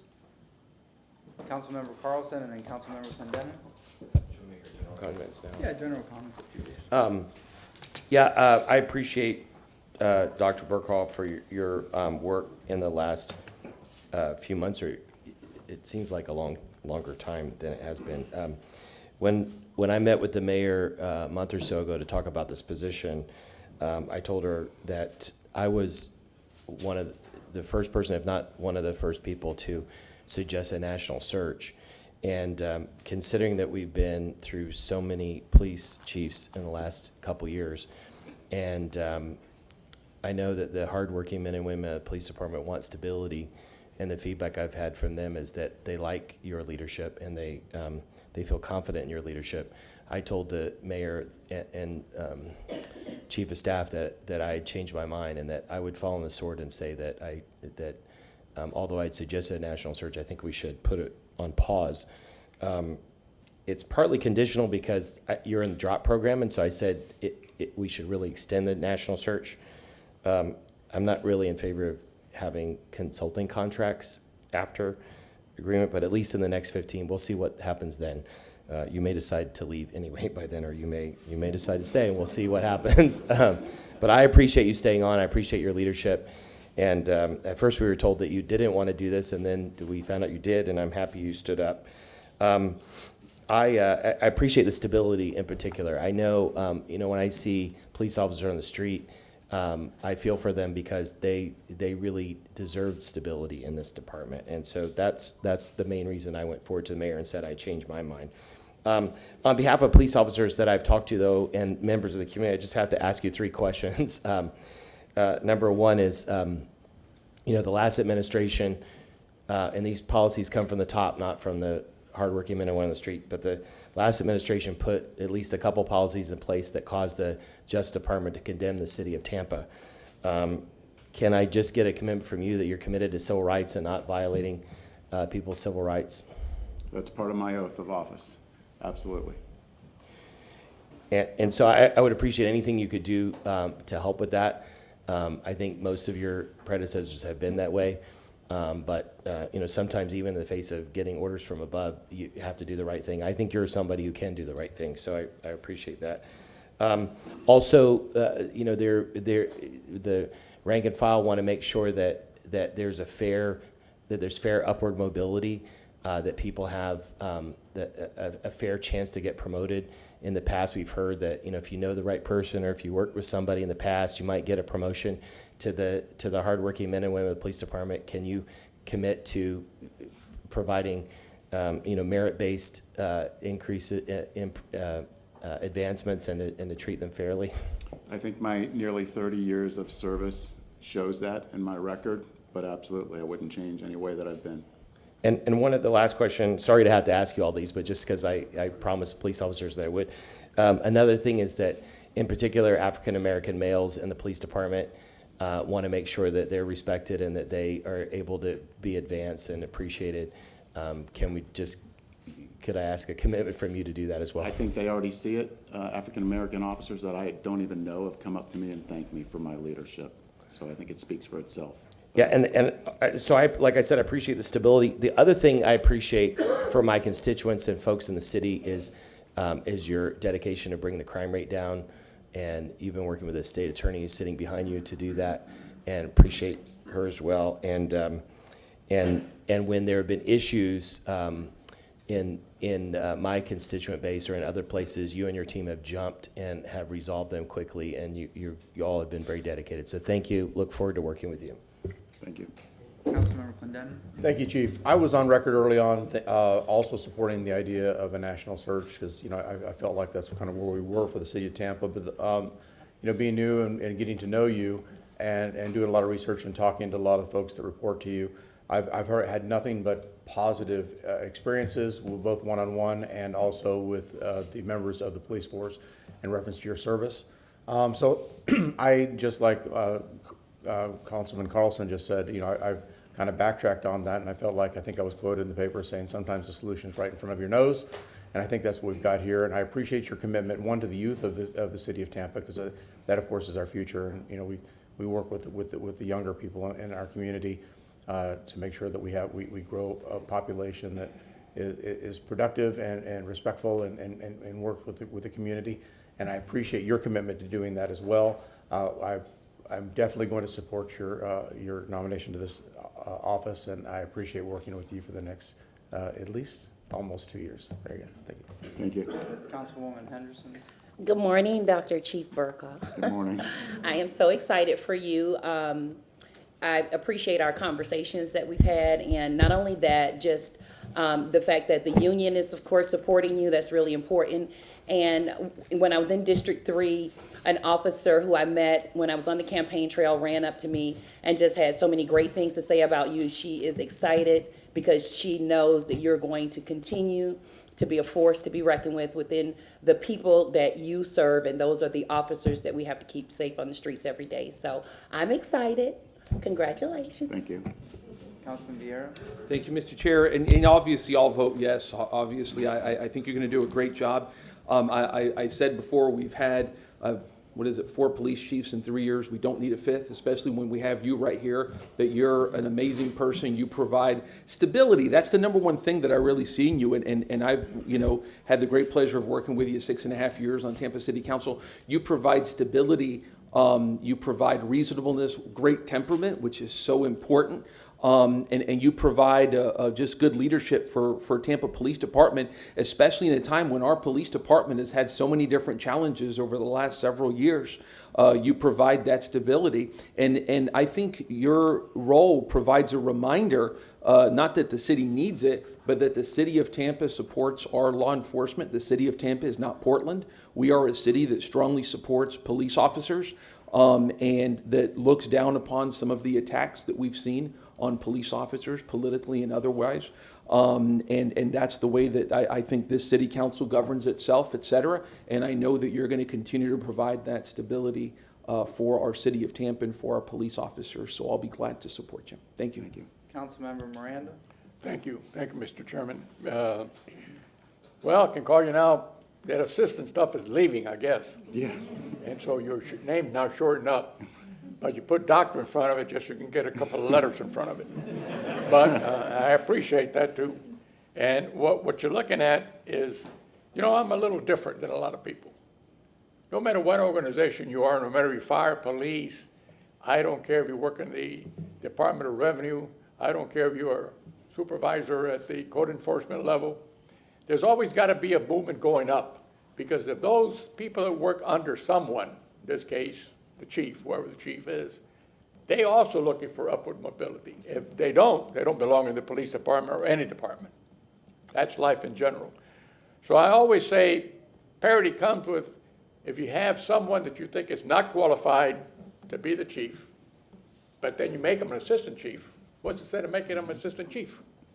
So these are the things that go on in life that works on morale. And you could be the Jefferson High School team was here. You could be 100-mile-an-hour pitcher. There's only one problem. If you don't throw strikes, it makes no difference how hard you throw. If you can't get somebody out, it makes no difference how hard you throw. So I'm tying this into civility, to the operational, how you handle yourself. And every day you're judged not by what you say in total, but what your body says when you're saying what you ask for something. Your body gives a language, and it better be the same language that you're putting out, because if not, it doesn't jive. And not you, sir, I'm just saying in general, no matter who you are, including all elected officials. So you have that calmness, but you have the respect at the same time of your officers because they know that you're going to be fair. Nowhere does anyone want to work where they feel that there's no upward mobility. People making $20 an hour want to make $21 an hour, and I don't blame them. So these are the things that you look for in life, and I think in you're a combination of many things that made you the next chief of the city of Tampa, and I'm proudly endorsing you like I always have in the past. I've always called you chief. I told you outside, that assistant stuff doesn't go with me. But thank you very much for who you are, and thank you how you led, and I'm sure you're going to lead the same way in the future. Thank you very much, sir. Councilwoman Hurtak. Yes, and I want to say congratulations and, to echo some of the comments, Councilman Carlson talked about the national search and how, that was the focus for a while. But when the mayor called and said, I want to keep Chief Bearcaw, I couldn't find a reason to say no, because you've been doing exactly what needs to happen. And I actually think you are the 5th in 3 years. But the fact that we can't keep those numbers straight says a lot. So it's not, and I agree, it's the stability with the officers and, but also the stability with the public. And you and I have talked about that quite a bit, and how we do outreach to the public, and I've heard good things the public has said to you about outreach, and how, in fact, I was on a tour of East Tampa yesterday, and we saw a bunch of activity going on, and I texted you and you said, oh, you called me right away and said, yeah, this is what's going on. And, we've heard from the community, and those people that I spoke to that I was on the ride along said, oh yeah, he's great. And he gets back to us right away. And so I just want to add my endorsement along, and I will enjoy working with you for as long, until you reach drop and you have that decision to make. But, a lot can happen in 15 months. So let's just do it day by day. And, I look forward to continuing the relationship, not just you and I, but you and your officers and you and the general public. And I greatly appreciate the respect that I feel that you give all 3 of those groups. Thank you. Just tiny comment. And so, I have, Oh, go ahead. Yeah. So I'm glad that we have foregone doing a national search, because I think it hurts morale within the police department. We have wonderful, amazing officers that start at the bottom and go to the top. And, I've known you since I got elected in 2015, great reputation. I've never heard a negative thing said about you. Anytime I had a question, you always responded. Any email, anything, you've always been there. You've shown your professionalism, and I'm glad that the mayor nominated you now for the full position. Dr. Bearcaw, it takes a lot to earn that, a lot of work, just like we have Dr. Bennett, a lot of doctors, but good people. And I know, as Councilman Carlson, he asked several questions. I know you're going to stand by that. You said you've taken an oath, but, the community has concerns, and I think you're the right person that will fill this position and carry on this department. Councilman Carlson, I saw your hand up, and then Councilman Beer. Thank you. Yeah, just real fast, I forgot to mention, I've talked to a lot of police officers over the last couple of years, and I appreciate people stopping me on the street. Please do that whenever you can. But I forgot to mention, I have not met a police officer yet who has not asked me to help us get more police officers. So I'm not going to ask you to commit to that, but would just appreciate any help you can give. If 200 is not the right number, a lot of folks are tired and want help and relief, and they want extra support. So anything we can do to help that. And also, even though we passed a big raise last year, the police and fire, we still haven't kept up with inflation going back the last 15 years. And so I committed to them also that I would just keep pushing to see if we can increase the pay as we go to make us competitive, so we can keep and retain the best and brightest. A lot of people are looking to retire. Hopefully, if we can raise their rates, we'll keep them a little bit longer too. But thanks again, and my colleague mentioned how communicative you are, and I really appreciate that too. The constituents, we are a front line to the constituents. Your staff are too. But when you and we talk regularly, and we're able to get questions answered from you, we're all able to serve the constituents better. So thank you. Councilman Beer. Thank you, and I did also want to mention, I saw my friends, I think they're still here, Jay Johnson and Patricia Brown from Rise Up for Peace, and I know you work a lot with them. We obviously have our state attorney here, and I know that you work so much with victims of crime, and just, they're still there, and I see Susie Lopez here, but just always appreciate the work you do with community organizations, because when we talk about why we got to support our police officers, those two people right there their lives are representative of why we got to support our cops. So thank you. Councilman Clendenin? Yeah, and one last thing, I just wanted to emphasize that one of the things that really weighed heavy on me is the support of the men and women that work for you in the PBA and your relationship with the union. And I know that's really topical, and I know we're going to talk about that later today. I want to applaud the fact that you're working close with the people that are actually the boots on the ground, the people that are doing the work day in, day out, and that you're receptive to their concerns, that you work closely with them, and that you continue to do that for the next 15 months. And I appreciate that. Thank you. All right, so you still want it? Well, it's not often to get council to agree on everything together, so I'm humble. Thank you. The great unifier. Thank you. Go ahead, sir. Well, thank you, Chief of Staff, and good morning, Council. It's truly my honor to have your support for confirmation as chief. And like I said before, to get the entire council to all agree on that is just very humbling to me. I'd have to tell you I wouldn't be here today if it wasn't the support for my entire family. I have especially here with me is my wife, Kelly, who I'll tell you at first was probably very apprehensive, but then going out in the community and hearing from the community members. In fact, Bishop Michelle Patties, who here, actually told her how much the community loves me. And then the other young officers, she's like, you really need to take this job. So she got that input from the community and the other officers. And that's part of the reason I'm here today, is because I have the support of my family and especially my wife. So I'd also like to thank Mayor Castor, Chief of Staff Bennett, of course our City Council, and every member of the police department, both sworn and professional staff. It's not just the police officers, it's also our dispatchers, our records clerks, our communications. It's everybody in the department that has our support. And in addition to that, we have the PBA, that we talked about. President Barclay's here with his executive staff, and our criminal justice partners and stakeholders. And you mentioned the State Attorney, Susie Lopez, is here. We've had others that were here that had to leave just because of the time frame, but Plant City, Temple Terrace, USF, and HCSO had representatives here earlier. But most importantly, the community members that I've sworn to protect and serve, a good portion of them are here. And I mentioned Michelle Patty. We also have Tanya Lewis. You mentioned Jay Johnson and Patricia Brown, also Christy Hess. There was quite a few others that just couldn't stay for this. But I'm truly honored and humbled to be in this position, representing one of the greatest cities in the nation. I'm honored to lead the department of our outstanding public servants dedicated to working with the community and making Tampa safer together. Our efforts have resulted in a 9% decrease in total violent crime and violent crime with a firearm so far year to date. And that's on top of the reduction that we had last year. And we've discussed before, the data from major city chiefs shows that we're one of the safest cities our size. In addition to that, and we've talked about it before, is Time Magazine rated Tampa as one of the greatest cities in the world. And to be honest with you, I'm just truly humbled to be in this position with such a great city, got your great staff, council, community members, police officers. It's truly a humbling experience. As chief, I've already worked towards expanding our recruiting efforts and making every effort of ensuring a department as diverse as our city. And you may have seen it if you follow us on social media, or you may have seen it in some of the local papers. There's almost 400,000 residents and just under 1,000 officers. And as chief, I'm already exploring methods to optimize our personnel levels in the department and to continue the quality of service that we provide.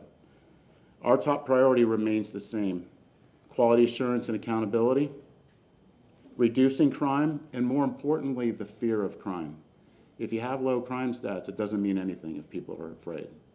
That's just as important to me. And even with low crime stats, there's pockets of crime that need to be addressed, and that's what we're here to do. Expanding our community-oriented policing approach is something near and dear to me, which I focused heavily on since December when I was appointed as interim, and wellness for our officers, our employees, and our community. Our work is not finished. As we continue our positive momentum, we will expand our community-oriented policing approach at every level in the department. I also look forward to the expansion of our youth-related programs such as PAL. We've already put double the number of officers in there and laying the foundation for significant growth in that area. The Police Explorers, Bigs and Blue, and providing an avenue of mentorship and development for our youngest generation. I look forward to working with you all, City Council, the elected representatives of our community, to hear about the concerns and work on common solutions.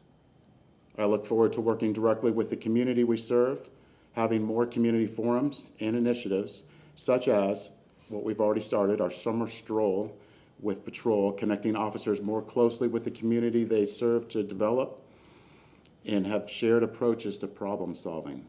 So one young lady had, when she came up for public comments, fix this block.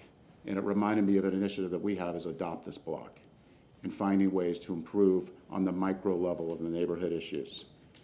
This is our home. I look forward to seeing our collaborative approaches and how we can work even more to continue making Tampa safer together. So thank you. Thank you very much. Who wants to move the resolution? Somebody wants to move it? It's my committee, but if you. Yeah. Go, Councilman Viera. All right, item number, I hereby go ahead. it's under my committee, Finance Chair. Oh, it is. I'm sorry. I thought it was public safety. Now there's 3 Mirandas, 1, 2, 3. I was giving away something that isn't mine, so. I'll give it unanimous then. Mr. Chairman, I move item number 25, which is a resolution approving the mayor and consult with city council appointing Chief Lee Burkhoff as chief of the Tampa Police Department forever. He said forever. I mean, that's a long time. Well, forever could be tomorrow. All right. Councilmember Miranda with the motion, second from Councilmember Henderson. All in favor? Aye. Aye. Any opposed? Congratulations. Thank you.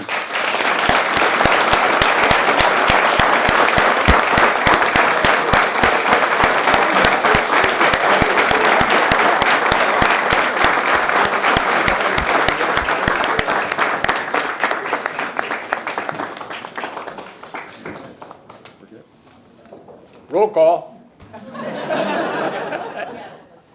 Chief, do you want to come up and take a photo with or can we take a photo? Absolutely. No, he goes here, so he hasn't.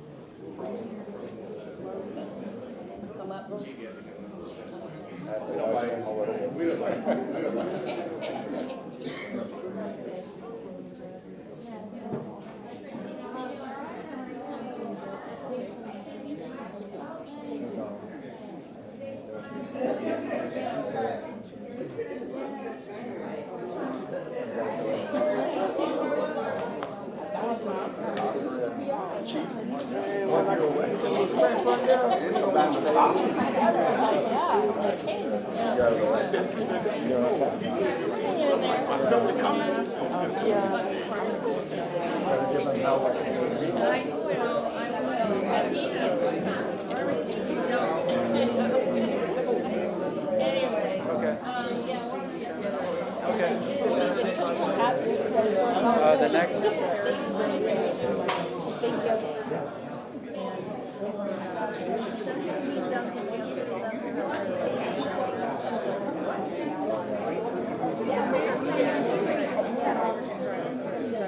She's aware of it, and it's awesome to hear. So anyways, all right, I gotta go.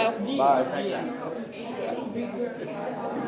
Congratulations. Can I do one, two, that I seen both, if you don't mind, Yeah, of please?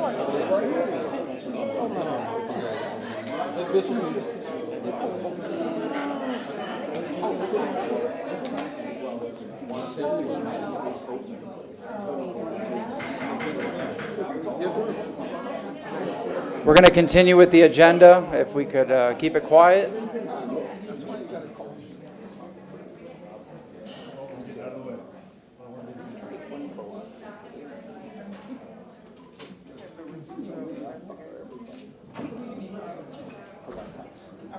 All right. Next up is item number 21. Item number 21. Mr. Chair. Yes. I'd like to again make a motion to continue this to the night meeting, June 22nd, to be the first item on the agenda. All right. We have a motion Is there a second? Because I'm going to ask for discussion, which Ms. Duncan is here. Is there a second to that motion? I do not hear a second. The motion therefore fails. Yes, Ms. Duncan. Yes, good morning, good afternoon, apologize, I don't know the time here. Jean Duncan, Administrator for Infrastructure and Mobility. We're here to request your consideration and approval for another incredible individual we'd like to add to our Tampa team. This individual would be our Contract Administration Director. If I could just show real quickly on the Elmo, just to refresh everyone on what this position does. The Contract Administration Department has three main functions. One function is the Contracts Division, a very small group that works through the CCNA process, Competitive Consultant Negotiation Act. A little larger group is our Project Coordination Group. This team assists our user departments with the projects that they would like to have planned or designed. And then the largest group is our CEI, Construction Management Group. This is the team that touches every single capital project and ensures that they are constructed properly with our contractors. This team is executing the desires and the requests of the user departments. They do not make decisions on what project we're going to do, how they are funded. They are the mechanism for getting it done. It's a group of about 80 folks. Within my portfolio, there are 6 departments. 2 of those have vacancies. And so for several months, Brad Baird has been doing the job of the Contract Administration Director, the job of the Water Department Director, and his own job as Deputy Administrator, which you can imagine is very demanding. So this is a critical function within our portfolio, within the city. Besides the Contract Administration Director being vacant, one of our manager positions is vacant. So we're in a severe need of talent, of leadership, of taking the load off of Mr. Baird. And we're here to present our candidate to you for consideration. So with that, I'd like to have Brad introduce our candidate, Richard Mutterbach. Yes, Mr. Chair. My comments have mostly nothing to do with the candidates himself. It's more to do with the process of this. And just to let everybody know, I promised my constituents and supporters that I would try to work with this administration. When I found out about this on Friday and then got the resume on Monday, I passed on some questions to Chief of Staff. And I, over the last couple of days, asked politely for the administration to voluntarily delay this decision for a week. And they said no. And this proves that the administration has no intention of collaborating with City Council. There are 2 branches of government that are equal in this city. And in the last case, we saw that the administration was very collaborative in making a decision. You see the result that it was 7-0. This may be 6-1, but this process is flawed that the administration has not worked with us. And it's a shame, and I pleaded with them privately to look at this. But I would like to ask some questions of the Chief of Staff, please. And I can tell you that the big picture for my colleagues, this is not about choosing a person. This is about fixing a department that is the biggest problem within the city of Tampa. All the complaints that we got, Hannah Avenue, the purchasing and contracts for pipes, the escalation of the contract for Fair Oaks Community Center, all this is under contract administration. And I've been pleading with the administration for 4 years to fix this department. And I don't know why we're not doing this. So big picture, Greg Spearman, who's in charge of purchasing, which is there are 3 areas of purchasing for the public: purchasing of products, purchasing of services, and purchasing of real estate. And I would just like to ask Mr. Spearman, who's in charge of purchasing, when did he retire? You're asking me about, okay, John Bennett, Chief of Staff. I want to say it's about 18 months at this point. 18 months ago, and he's been as a consultant since then, correctly? And so you had looked at potentially restructuring this department since that position in effect is open, and this position came open a couple months ago, right? Correct. Maybe putting somebody on top that would look at all of this. What's the status of his replacement? So we did a national search from internal when the budget year started after his retirement, and I didn't see any candidates that met the level of service that we currently have inside the organization with the certifications. So we just reposted the national search at the beginning of this year, and we've been working, we had a selection team with cross or interdepartmental representatives interviewing those candidates for the cross sections of purchasing goods and services, and of course warehousing, which is the function of the purchasing department. So why is it that I've been asking for 4 years that this department be reformed. Why is it that we can't wait a week for you to present your new org chart that shows the person above contract administration?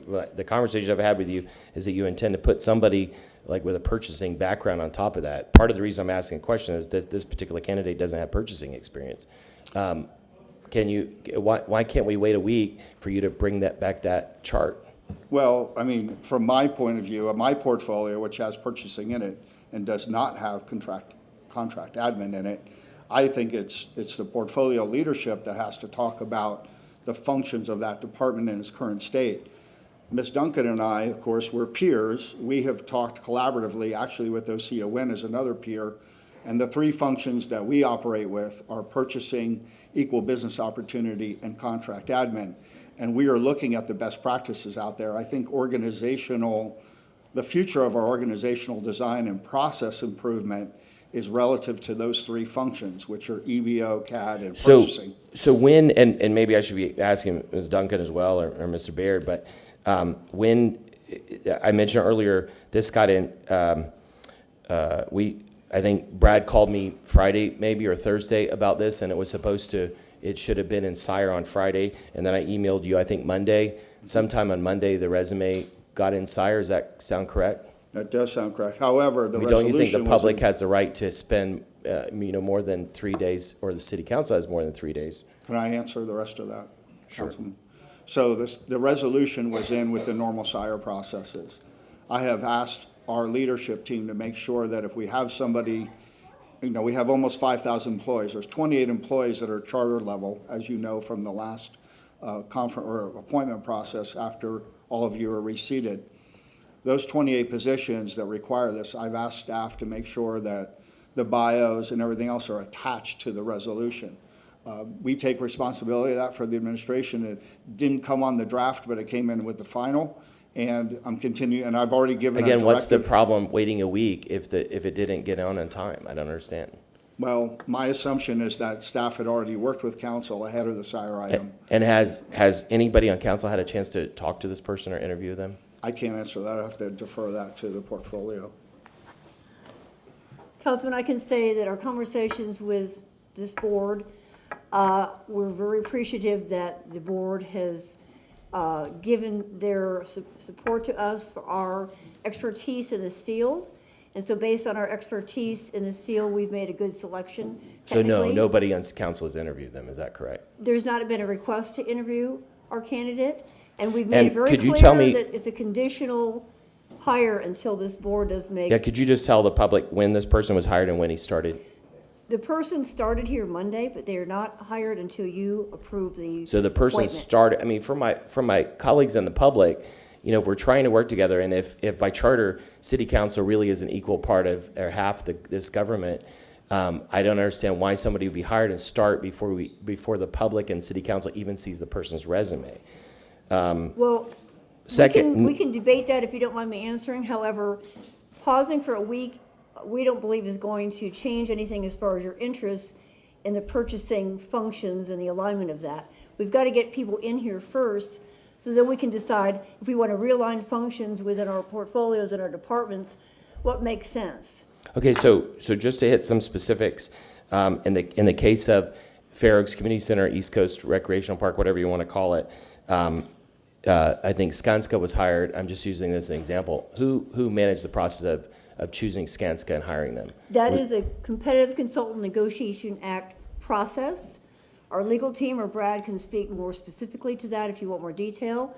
That No, is but a process who where- oversaw that? So what you're So- saying is that their engineering firms are pre-selected with and the price, everything's negotiated in advance, and then somebody out of the choice of the different engineering firms picks from that list. So there's a list of qualified consultants that are screened through a process. And who That picked? short list is determined. Those shortlisted consultants are brought into a panel of about 7 department representatives, including legal, including the user department, including revenue and finance, including EBO. And who manages that process? The chair of that process is Brad Baird. Once that selection is made, it is presented to the mayor for her consideration and approval. And then once that's done, it's brought to city council for your consideration and And so the approval. contract administration head is not involved at all. There's not one person that decides all of these things. And then who out of the list, let's say there are 10 of them, somehow one of them is chosen, who chooses the one? The panel is selected. And the head of the CAD person does not manage that process. That person is part of that process. He is not the sole decision maker. He's one of 7 people on the panel. So if you wanted to buy furniture for the water department, if you wanted to buy furniture for the water department and it cost $5 million, you would go through Greg We Spearman. would go through Greg Spearman. And then if that contract went, if you decided instead of $5 million of furniture, you needed $10 million of furniture, you would. Only professional services. No, I'm talking about Greg Spearman now. Okay, I'm You would sorry. you would go back to his department and he would reissue an RFP and then you would come back before council a second time. Is that correct? I believe so. But in Purchasing a is contract, not in a contract under CAD, if you hire somebody for $5 million, or in the case of Hannah Avenue, $400,000, and then it goes up to $108 million without an RFP, who makes that decision? So when the consultant is selected, you're talking about a design build. The process for that is we get a guaranteed maximum price that's submitted to us, which we do not have to accept. We don't hire on a specific dollar amount at the very beginning. But That is when we have a hard bid when we do that. In that case, in 2015, it was not a scope of, a broad scope of work. It was not, nobody said 108 million for the entire project, correct? I don't believe so at the very beginning. So, I mean, I'm just going to say my problem is that if it was purchasing, and you're purchasing $5 million worth of furniture, that goes through a competitive bid process that goes out for an RFP, and then it comes to city council. But if they want to increase that to 10 million, they go back out to an RFP, they get competitive bids, they get the best price, and then they come back to city council. In the case of Hannah Avenue, Fair Oaks Community Center, any of these projects, there's no watchdog watching over this stuff. There is a And watchdog. And so how do we know we got the right price? If Fair Oaks goes from 1 building to 5 buildings, somehow the same company gets to oversee the whole thing. But who's doing? Why is there no competitive bid for the underlying buildings? If let's say each building costs $5 million, if it was furniture, we would take it out for another RFP. But my point is that there needs to be a purchasing person. There has to be a structure where there's a purchasing person. We're talking about hundreds of millions of dollars in the city, and the public does not trust this process. For the exact reason you mentioned, there's nobody looking over it. And that's why we need a person that has purchasing experience overseeing this to work as a watchdog. Because if the water department went to Greg Spearman and said, we don't want $5 million worth of furniture, we want $10 million, but we don't want to take it back to RFP, he would say, too bad, because I'm a certified purchasing person and my department is certified, I'm going to take it back out to RFP because I know what that's right. But there's nobody in CAD that does that. There's nobody in the departments that does that. It's like there's a blank check. If Hannah Avenue comes back next week and costs $150 million, that's fine. And in the case of Fair Oaks Community Center, nobody has even gotten us to approve $41 million increase from 18 million, and they're promising the public that. And my point is that we need the administration to create a structure where there's a watchdog looking over whether we're paying too much on this stuff. There are these open-ended contracts, and if the administration doesn't do it, I'm going to try to propose a whole series of ordinances to tighten it up. We have said that now that if you want something over 20 million, you've got to come before city council twice. But somehow, if we pre-approve a list of engineering firms or construction firms, we write them a blank check and said, spend however much you want, and we're not going to take it back out for an RFP. We're not going to take it before city council because the public doesn't care. We're just going to spend money. Brad Baird, Deputy Administrator of Infrastructure. First, I would be happy to come back and go through the CCNA process. for this city council. I think that would be beneficial for all. I would encourage, to be the able legal to- department did a CYA analysis of the CCNA process for Hannah Avenue, and I'm not going to talk about the details because of my own legal counsel, but yeah, I would we- recommend that my colleagues go to their own lawyers like I did and get an opinion on whether that opinion was valid or not. I asked for the mayor's office to voluntarily go to the state attorney to have them look at it, and the administration did not. These contracts have problems with them, and we need a watchdog. The public does not trust the process. It may be 6-1. This is not just an individual that we're hiring today. This is a process that we need to fix. If after 4 years, the administration is not willing to fix this process, there's a huge problem in this city. We're wasting tens of millions of dollars a year. Thank you very much. If I could say a few things. The Tampa is considered the gold standard on the CCNA process throughout the state. That has been reiterated to us from consultants and contractors alike. Again, I would be happy to come back and walk through the steps of that process. I am the chairman of that committee and have been for the last 9 years. So if watchdog is a term you want to make, that is my job, to facilitate that whole process. Those teams are selected competitively based on qualifications, and that's required by state law so that we're not accepting low bids from engineers and architects. We follow that law exactly, and we're very strict about that. I make sure that happens. But I will be happy to come back and walk through that whole process. I think that would be educational for everybody. I don't need to be educated. I need a process that the public trusts. The public does not trust this process. And what I asked the chief of staff to do is wait a week so that you all could propose a new process that I and the public would trust. And they said no. And I don't understand. It looks bad to the public that we can't even wait a week to show a process that the public trusts. Councilman Clendenin. Yeah, I want to make sure that people really understand what they just heard and not dismiss it, because I think some of the points that were just made were important.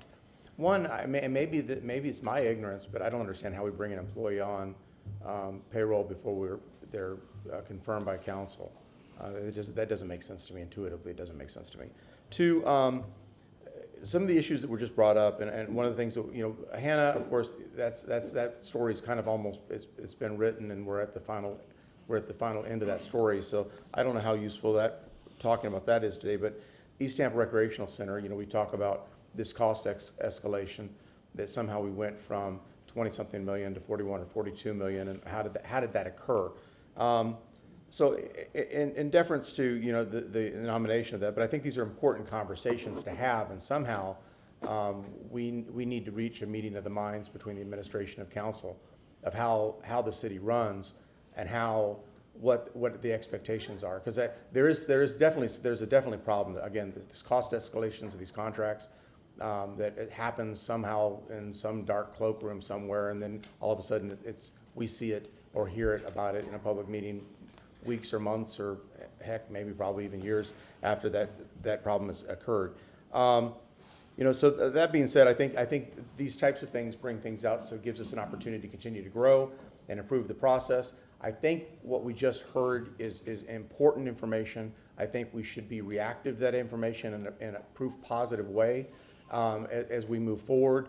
And I think as we look at this nomination process, I think we should look at it as an opportunity to improve how we operate the city. I will be voting in support of the nomination, but I don't want that to get lost, that this is some valid concerns. Thank you. Chief Bennett. So I just want to show something really quick, because, we've listened to processes over time the last 4 years. And a lot of you remember, when we got through Hannah, Waste Energy, et cetera, I've been watching this from a different vantage point in the city. And I'd worked with Gene Duncan's office and Mr. Baird's office to try and suggest a process that was more engaging and more involved. And some of this I've shared with you recently. We've talked about this during the CIP updates as part of the budget process and after. But everything started with, and I pulled this down from, Ivy League schools about how the business case goes, to make sure staff understands that we have to have a good business case for any project. Secondly, when we get to contract negotiations, which is kind of what we're talking about here, that all the parties are involved before we even get into project management. And I realize that if there's not 8 people at the table at the same time, which is kind of how things have happened in a silo, even though they were all well-intended, they weren't as coordinated as possible. And now Ms. Duncan and I and staff have adopted this grade 8 process over the last year, and we're still getting our sea legs. But the face of the project, so whether it's the park or facilities or whoever, the legal department and the CFO are really the top 3 people that have to come together to make sure that we have a good business case, the face of the project with their intent of service to the community, the legal ramifications and the CFO are all aligned together. Then we bring in CAD and placemaking, sustainability and resiliency, community engagement and public information, apprenticeship, and equal business opportunity. All 8 of them have to stay together like a school of fish from the first time this hits the CIP, which comes to council for approval every year in the budget. So we are tightening up the process. The next phase of this is talent. Today we're here to bring in new talent. There's a vacancy in a space that's really important. We're trying to bring in new talent to support that space. And I had just given a directive to HR that said this, what happened today will never happen again.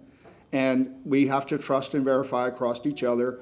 But I can tell you right now, there will nobody get hired and even go through orientation until this phase happens. They are not on the org chart. They are not, there was no public announcement of this position, but they went through orientation because we have cycles and gaps coming up in the HR sequence. So for that part, it was just a good faith, well-intended move, knowing that this process was part of the condition, but it won't happen again, and you have my word on that, and you can take that forward. And I will work, and I do listen to process improvement. I answer my phone, I answer my emails 24/7, and I'll take any nugget and try and make it better, and that's on me.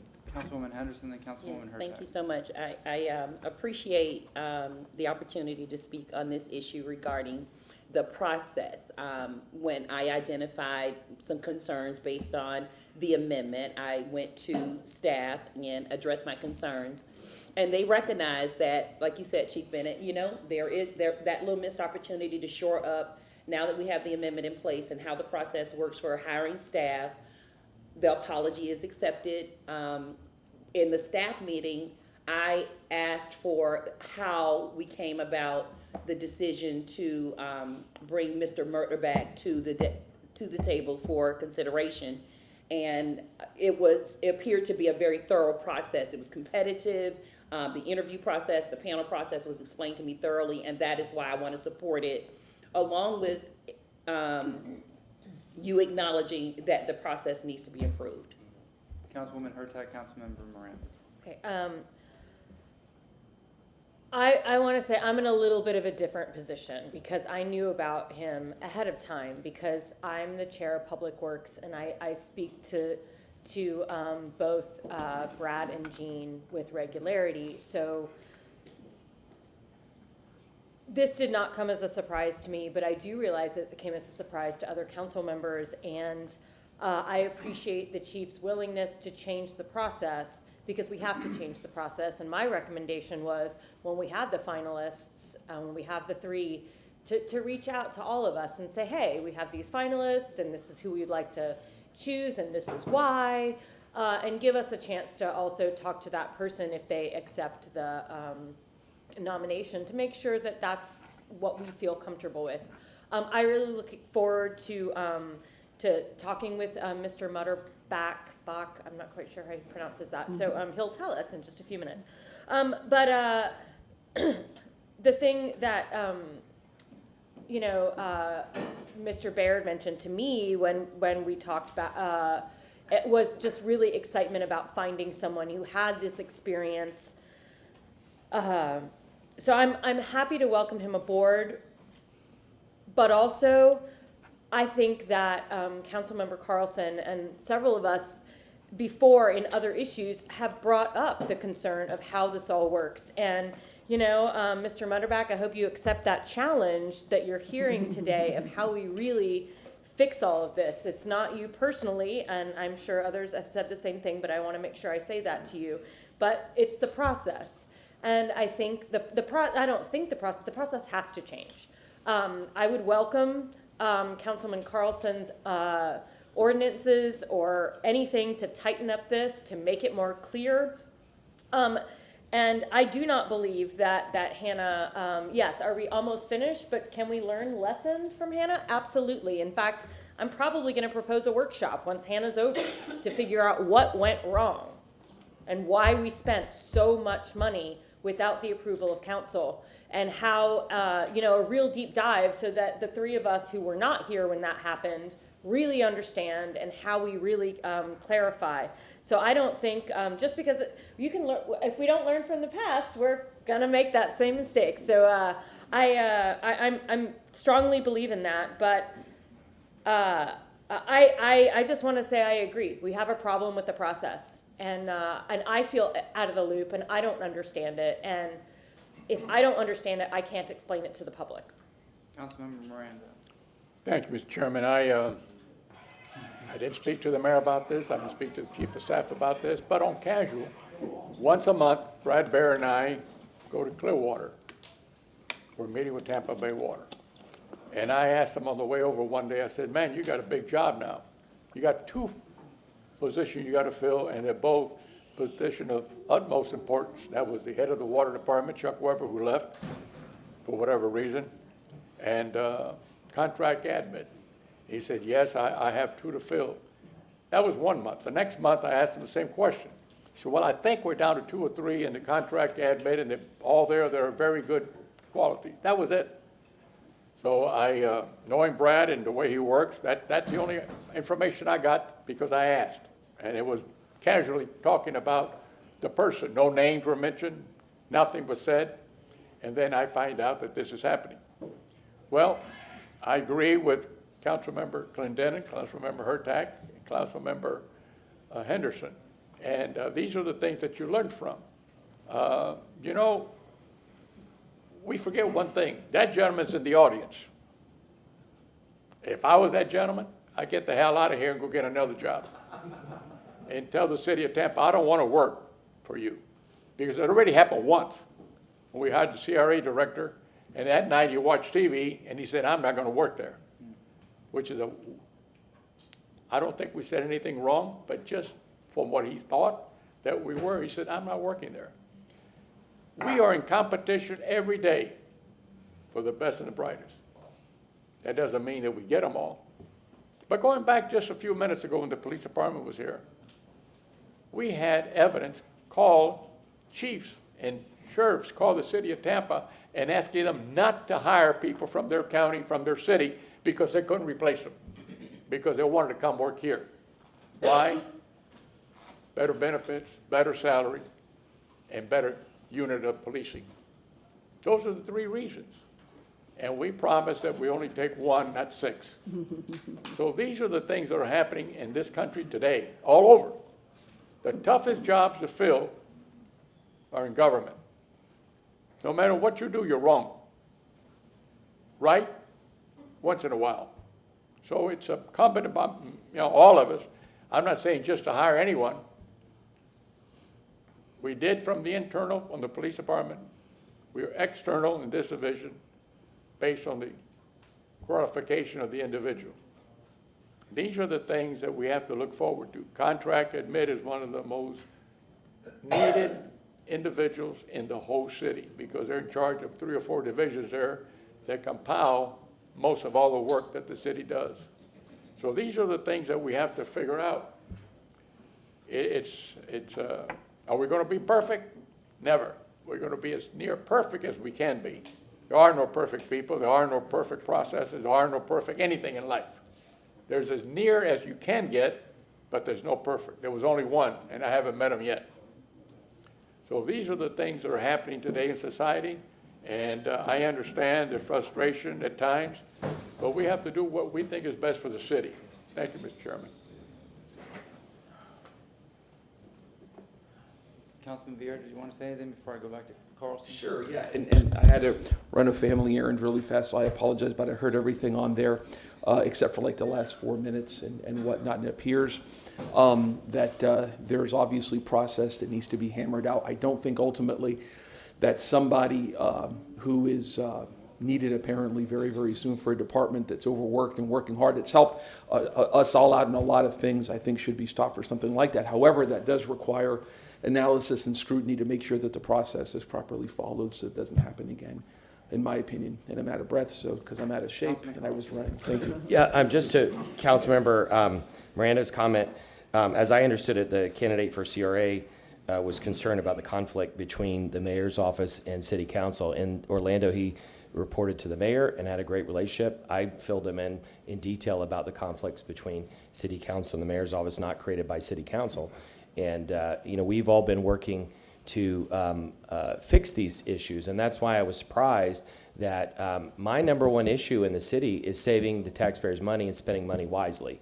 And that tied to that is transparency. And I'm just really concerned that the administration was not willing to wait a week. Obviously, they counted to 6 and said, we don't care what you think.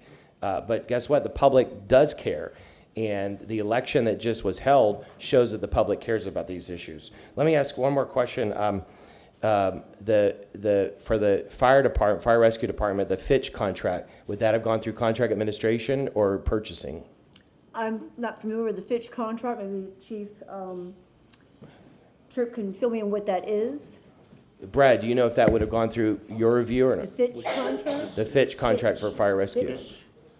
I'm not familiar So with. just to, whether that's through contract administration or not, just to give you an idea, and we're going to talk about this later, to give you an idea, the fire chief came before city council a couple months ago, and one of our former colleagues asked the question, why were we not told about a report that had been done? And the response from the fire chief was, because it's under $100,000. The fire union pulled public records on the invoice. Guess how much the invoice was? $99,995. And we're going to talk about that later, but if you all see that I'm interested in this issue and I'm interested in protecting the public, it's because somebody's doing things like that. And I would just ask the chief of staff and everybody involved in that, we need transparency and we need a different process. We need somebody, Greg Spearman jumps ahead of things in purchasing. We need somebody overseeing all services contracts that will jump ahead and say, this is wrong. We can't hire firms with conflict of interest. We can't write open-ended checks. We need to work on that. And my last thing before I hand the floor back is just that to the individual who's here, you have a very impressive resume. I have nothing against you personally. I look forward to working with you. I think you'll probably be great. My concern is about the process and how this was handled. And also that we need a structure where there's a watchdog looking over everything to make sure the public is getting what they need, and the process needs to be transparent. Thank Thank you. you very much. Mr. Mutterback, would you like to come up and introduce yourself?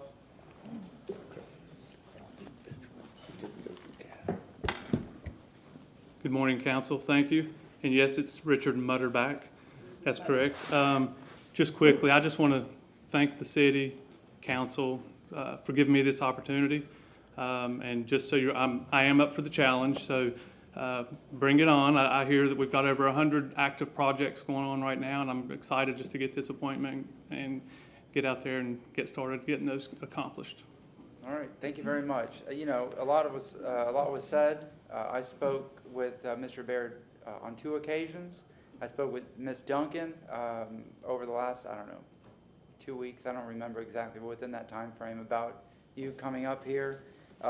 Councilman Carlson brings up very valid points. It's not about you, it's about the system in general and even how this was handled.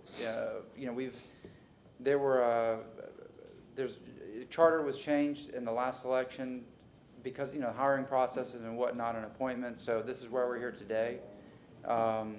But having said that, Councilmember Moreno, would you like to, since it's your committee, move this resolution? Thank you, Mr. Chairman. Item number 22, I move the resolution confirming, no, excuse me, 21, move the resolution appointing Richard Murderback as Director of Contract Administration. Do we have a second? Second from Councilwoman Henderson. Roll call vote. Viera. Yes. Miranda. Yes. Carlson. Only because of the process, I'm voting no. Hurtak. Yes. Clendenin. Yes. Henderson. Yes. And Maniscalco. Yes. Motion- Congratulations. Motion carried with. Thank you all. positive Look vote. forward to it. All right. We have a lot of people in this room and very few minutes. Yes, ma'am. Speaking of that, I mean, this is a little unorthodox, but could we like order sandwiches or something? Like, I hate to have these folks wait 3 more hours, because they're gonna have to wait till after the 1:30. Then we'll just eat at our lunchtime. Yeah, I mean, I'm happy to do a working lunch. I'm just throwing that out there, if that's what has to happen, because these guys are all here, and they've been waiting years for this. Well, we're gonna go to Nelson quickly, and then we'll go right to the fire department, the union and the department. Yes, sir. Let me go. I'm here for 66. For Nelson, yeah. Yeah, we'll figure it out. We'll just keep going. Let's see. Okay. Brad Baird, Deputy Administrator of Infrastructure, here to address item 66, which is an update on the Southeast Seminole Heights stormwater improvements. I have with me Will Stock from Nelson Construction, and then virtually we should have Brian Hunter on from FDOT to give an update on 2 related projects that are adjacent to Southeast Seminole Heights. And with that, I will turn it over to Will. Morning, Council. I'm going to start by giving an update on the schedule. On Crest, we will be paving the, let's see. Can you pull that down just a little bit, maybe zoom out? Can I get some technical assistance on? Oh, no, that's perfect, thank you. Okay. Okay. On Crest, we'll be paving the Highland Crest intersection, which is right here in the middle, and that's scheduled for early July, if not sooner. On Frierson, between Florida and Central, the curb and roadway are about 2/3 complete, and the first lift of asphalt is also scheduled for early July, if not before. As soon as the sod is completed, the final lift of asphalt should be placed a week or 2 after the first lift of asphalt is installed. On Florida Avenue, we've got the short stretch here between Crest and Frierson. Stormwater inlet work has begun, and the asphalt is again scheduled for late June, early July. On Central Avenue, south of Hillsborough, so from Hillsborough down to just south of the Osborne intersection, that all has the first lift of asphalt complete, and the second lift of asphalt is scheduled for early July as well. At the Giddens intersection, right here, we have 1 inlet top that still has to be re-poured. It's an old existing inlet that didn't have the proper throat clearance, and then we just have to connect the granite curb to the new curb top height, and we'll be in good shape there. On Caracas, between Central and I-275, it's this little piece right here in green. The final lift of asphalt was placed a couple of weeks ago. We still need some sod, which will be here between Monday and Tuesday, and the guardrail will be installed at the end once Lane is finished with their sound wall and the access that they need to access their work for the I-275 project. Moving up to the Han intersection, where most of our construction work is focused right now. We've installed new storm pipe from Central to the Paris intersection, or from the Paris intersection to the Han intersection. And starting Friday, we'll be installing water main from the Han intersection going south to Paris. The Han intersection is proving to be full of surprises, and we're working with other utility owners, city inspection staff, contract administration department, and the sanitary department to work through these and to get this intersection put back together as quickly as possible. We're working to have the intersection and the parking lots on both sides in front of the business and in front of the UMC church. We're working to have all that paved back with final lift of asphalt in the next 4 weeks. We should have the storm pipe installed from the Central intersection. So again, from this intersection right here to the school, the east school entrance right before the I-275 overpass by early July, with road building taking place right behind it. We're looking to be paved all the way up to the school's east entrance before August 10th when school starts back. So those are the commitments we've made to the school as well. Going past the school, so from just on the west side of the I-275 overpass to Nebraska, we've got about 500 feet of sanitary pipe and 3 manholes that we have to install, and we're looking to have that completed by late July. Once that sanitary pipe has been rerouted out of the path of the storm, we have about 750 feet of small diameter storm pipe to get us to the edge of the Nebraska intersection. So that's going from here over to here at Nebraska. Our goal is to be there by late August with the road installation following close behind. If there's anything we can do to speed up that timeline, we will do so. One example is we've momentarily paused the work taking place in the southeast Seminole Heights neighborhood over at Caracas and 9th so that we can throw additional manpower and equipment at getting the Han intersection back open as quickly as we possibly can. On central north of Hillsborough, so that's this portion from Starbucks going north to Paris. Water main has been installed from Hillsborough right down here, and it's been installed all the way up to Henry. All that is getting ready to be flushed and tested so that we can put that into service. Once the storm work is complete in the Henry intersection, we got the last parts from the manufacturer that we need to complete the storm system up to the Henry intersection. We'll complete the box culvert work and the all the storm inlets in the Henry intersection. We will then replace the storm at Henry and place the new baffle box on the north side of the intersection. That will be the fourth and final baffle box that we will install as part of this project. That should be completed by the end of July. Let's see.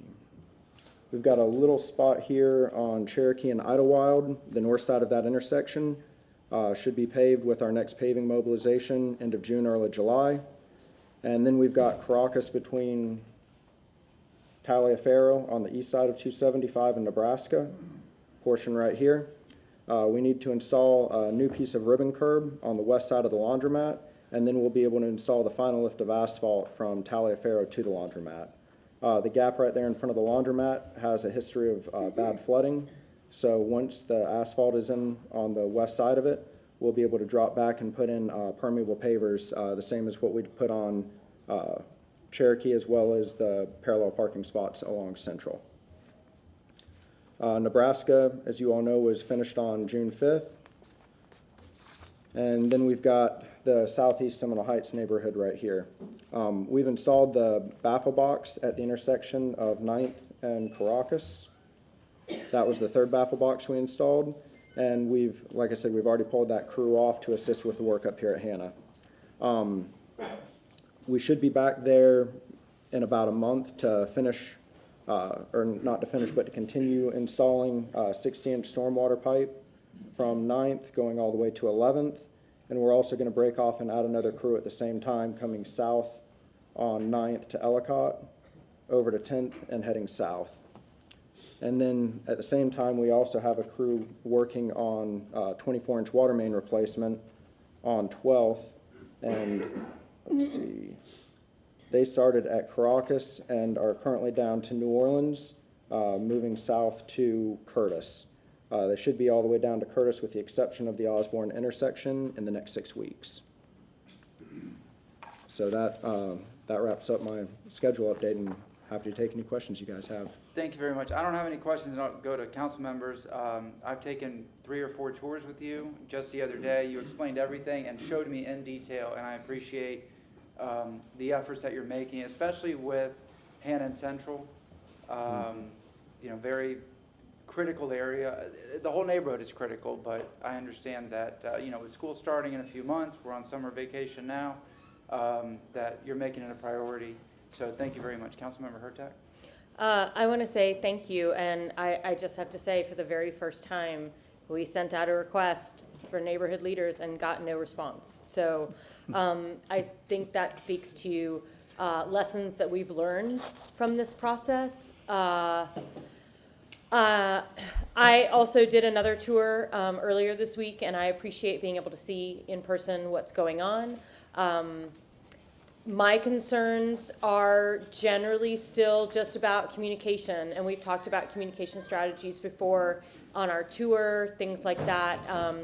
More specific things I'll talk to you about offline, but I'm happy to say that being able to finish at Nebraska and going to Florida and really following through with the things that we're planning to do is great, but keeping in mind communication in front of everything else. So when Nebraska was open, we got a notification and it was great, but then you immediately closed Hannah and Central, which you said you would do, but people don't remember that. So you got to send out another notification that says, hey, we're closing Hannah and Central. So just kind of thinking ahead in those ways to really make sure we're connecting with the community and letting them know, because that Hannah Avenue closure is a huge break for the community. So we're thrilled that you're going faster because that's the reason you closed it, but just making sure that we're all on that same page. So, again, I appreciate it, and I look forward to seeing the finishing of the punch list. Thank you very much. Anybody else? All right, thank you very much. Okay, we do have DOT on. I don't know if we have time for that, but should be on virtually. Brian Hunter on 2 related projects to this, but you may not have time for that. I don't know. Oh, it's part of my motion. Okay, go ahead. Go ahead, Mr. Brian Hunter, are you on? Yes, I am. Okay, if you could Hey, just make it good really quick, Brian, please. Yeah, good morning, everybody. So we have the 2 projects, the Tampa and Florida projects that'll also address some flooding issues and also reconstruct those roads and add some bicycle and pedestrian safety improvements like the widening of the sidewalks on both of those corridors. The first one, which goes from Tyler Street on Florida up to Palm, and then on Tampa Street from Tyler to Columbus. That one will enter construction in 2024, and a year later we will complete both of those corridors up to MLK in 2025. So we have been working pretty closely with the Nelson team as well as the City of Tampa staff to coordinate our various projects since they are very interrelated. And we appreciate the communication and coordination that they have provided us. And some of those communication things that Councilwoman Hurtak was mentioning, we will make sure we reach out to the city and Nelson to emulate some of the best practices. If no complaints came in last time, we want to make sure we try and accommodate that on our projects as well.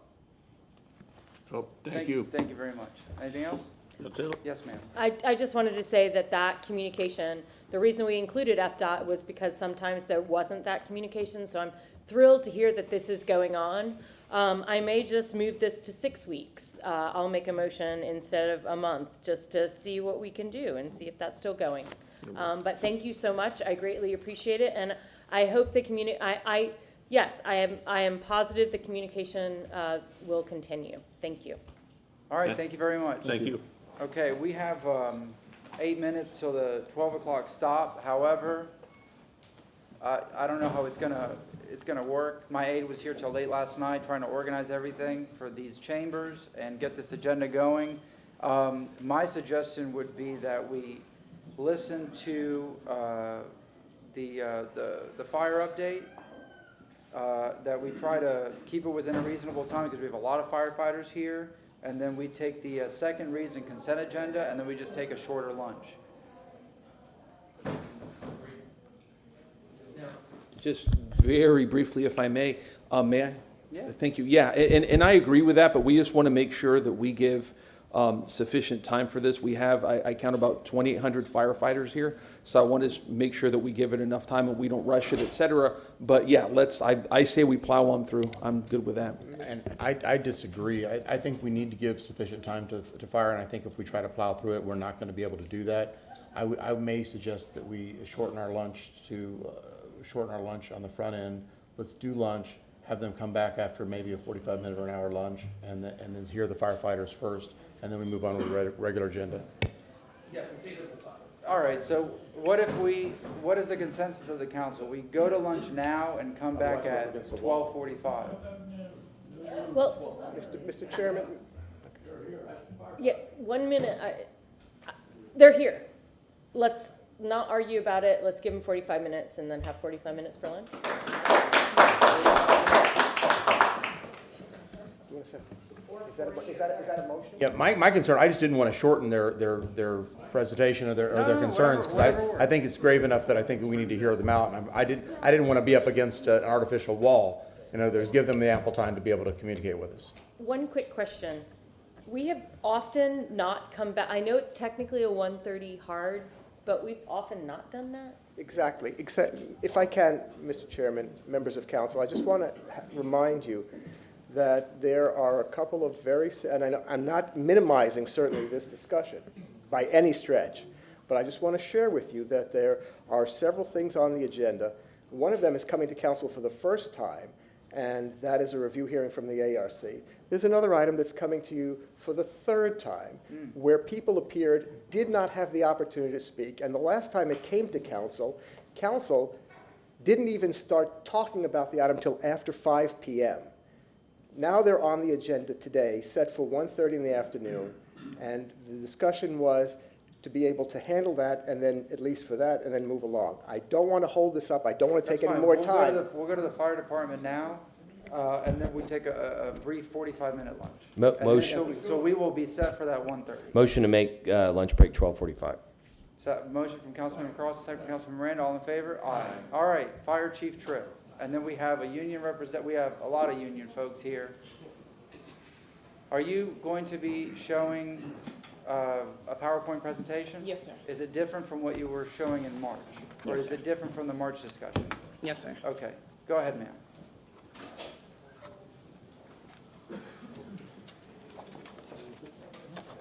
All right, good morning, council.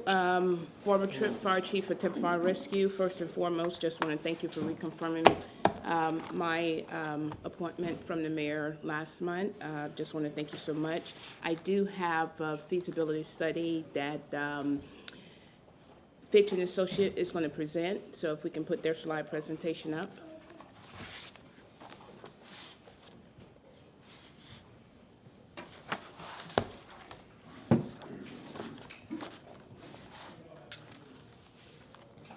And I believe the Fish Associates are online.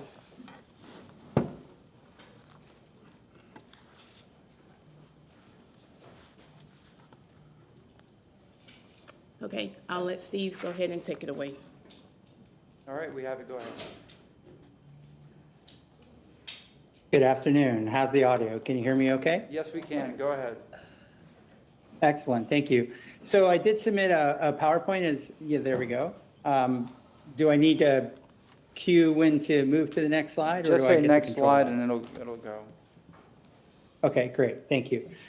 So again, my name is Steve Knight. I retired from the fire service as third-generation firefighter. After I retired, I went to consulting full-time, went to work as a senior manager over the fire EMS consulting arm of the International City County Managers Association for a period of time, and then I joined Fitch and Associates about 10 years. I'm a partner with the firm and oversee all of the fire and fire-based EMS practice for the firm. So next slide, please. Just a little bit about our firm. We've been around since 1984. It was started just outside of Kansas City, Missouri, in a little town called Platte City. That's where our home base is, but all of the principals with the firm live all over the country, and we do work. We've worked in all 50 states, in 12 different countries, and most of the continents around the world. So we've got a pretty good depth and breadth with our team, and we're happy to have partnered with the city on this. Next slide, please. So kind of a brief executive summary from what the ask was and what kind of the results that we found. So at a really high level, the first thing to say is that in our assessment of the department, they're really in a unique position with the city of Tampa being both an ISO 2 and accredited by the Commission on Fire Accreditation International and the Center for Public Safety Excellence.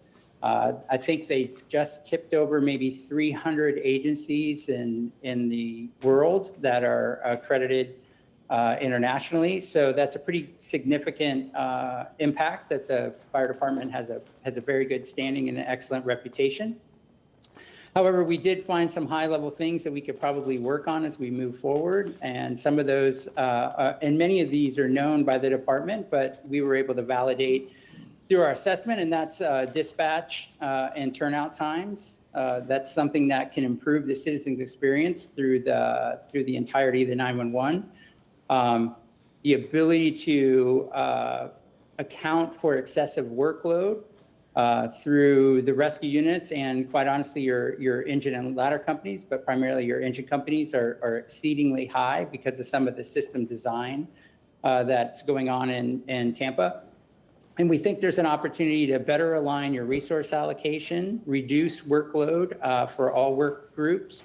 And we also looked at your station location deployment strategies, things like that. So if you could go to the next slide, I'll kind of condense this down. So the four main takeaways for the administration and the policy group here is really condensed down into these four themes. And that's, can we improve response time and desired performance from a policy perspective?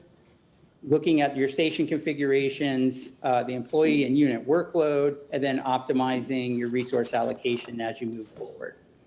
Next slide, please. Next slide. So looking at your response time, and I know a lot of agencies talk about response time, so we just want to give kind of a high-level premise on this. There's two main ways to measure response time, and I'm sure the department being accredited is routinely reporting to you as council at the 90th percentile, but there's, for the sake of the conversation, the average response is somewhere around, say, 45 to 55% of the fractile or the percentile of the data. The 90th percentile is really saying 9 out of 10 times or 90 out of 100 times, this is a level of service that's going to be provided or better. And that's kind of the framework that both the accreditation model and any guideposts in the industry, such as NFPA, that lends consensus standards to the industry, measures things at 90th percentile. And the reason they do that is instead of trying to articulate to the public that 50% of the time we might meet our stated goal and 50% we don't, the systems are designed and held publicly accountable and transparent to say that 90% of the time it's a high validity measure to say that this is the level of service we can provide or better. So with that, if you think about the continuum of 911 from the time that one of your citizens or visitors calls 911 until your fire and rescue crews arrive, that entirety of that time takes about 13.1 minutes, which is, it's not untoward, but we'll kind of build the story of how you get there. So the first segment of time would be the dispatch time. So that's generally measured from the time it's received at the 911 center until they alert and dispatch the crews in the fire stations or the ambulances, the rescues, in order to get them to respond to the call. That time, to give you a frame of reference, you're at about 3.2 minutes right now.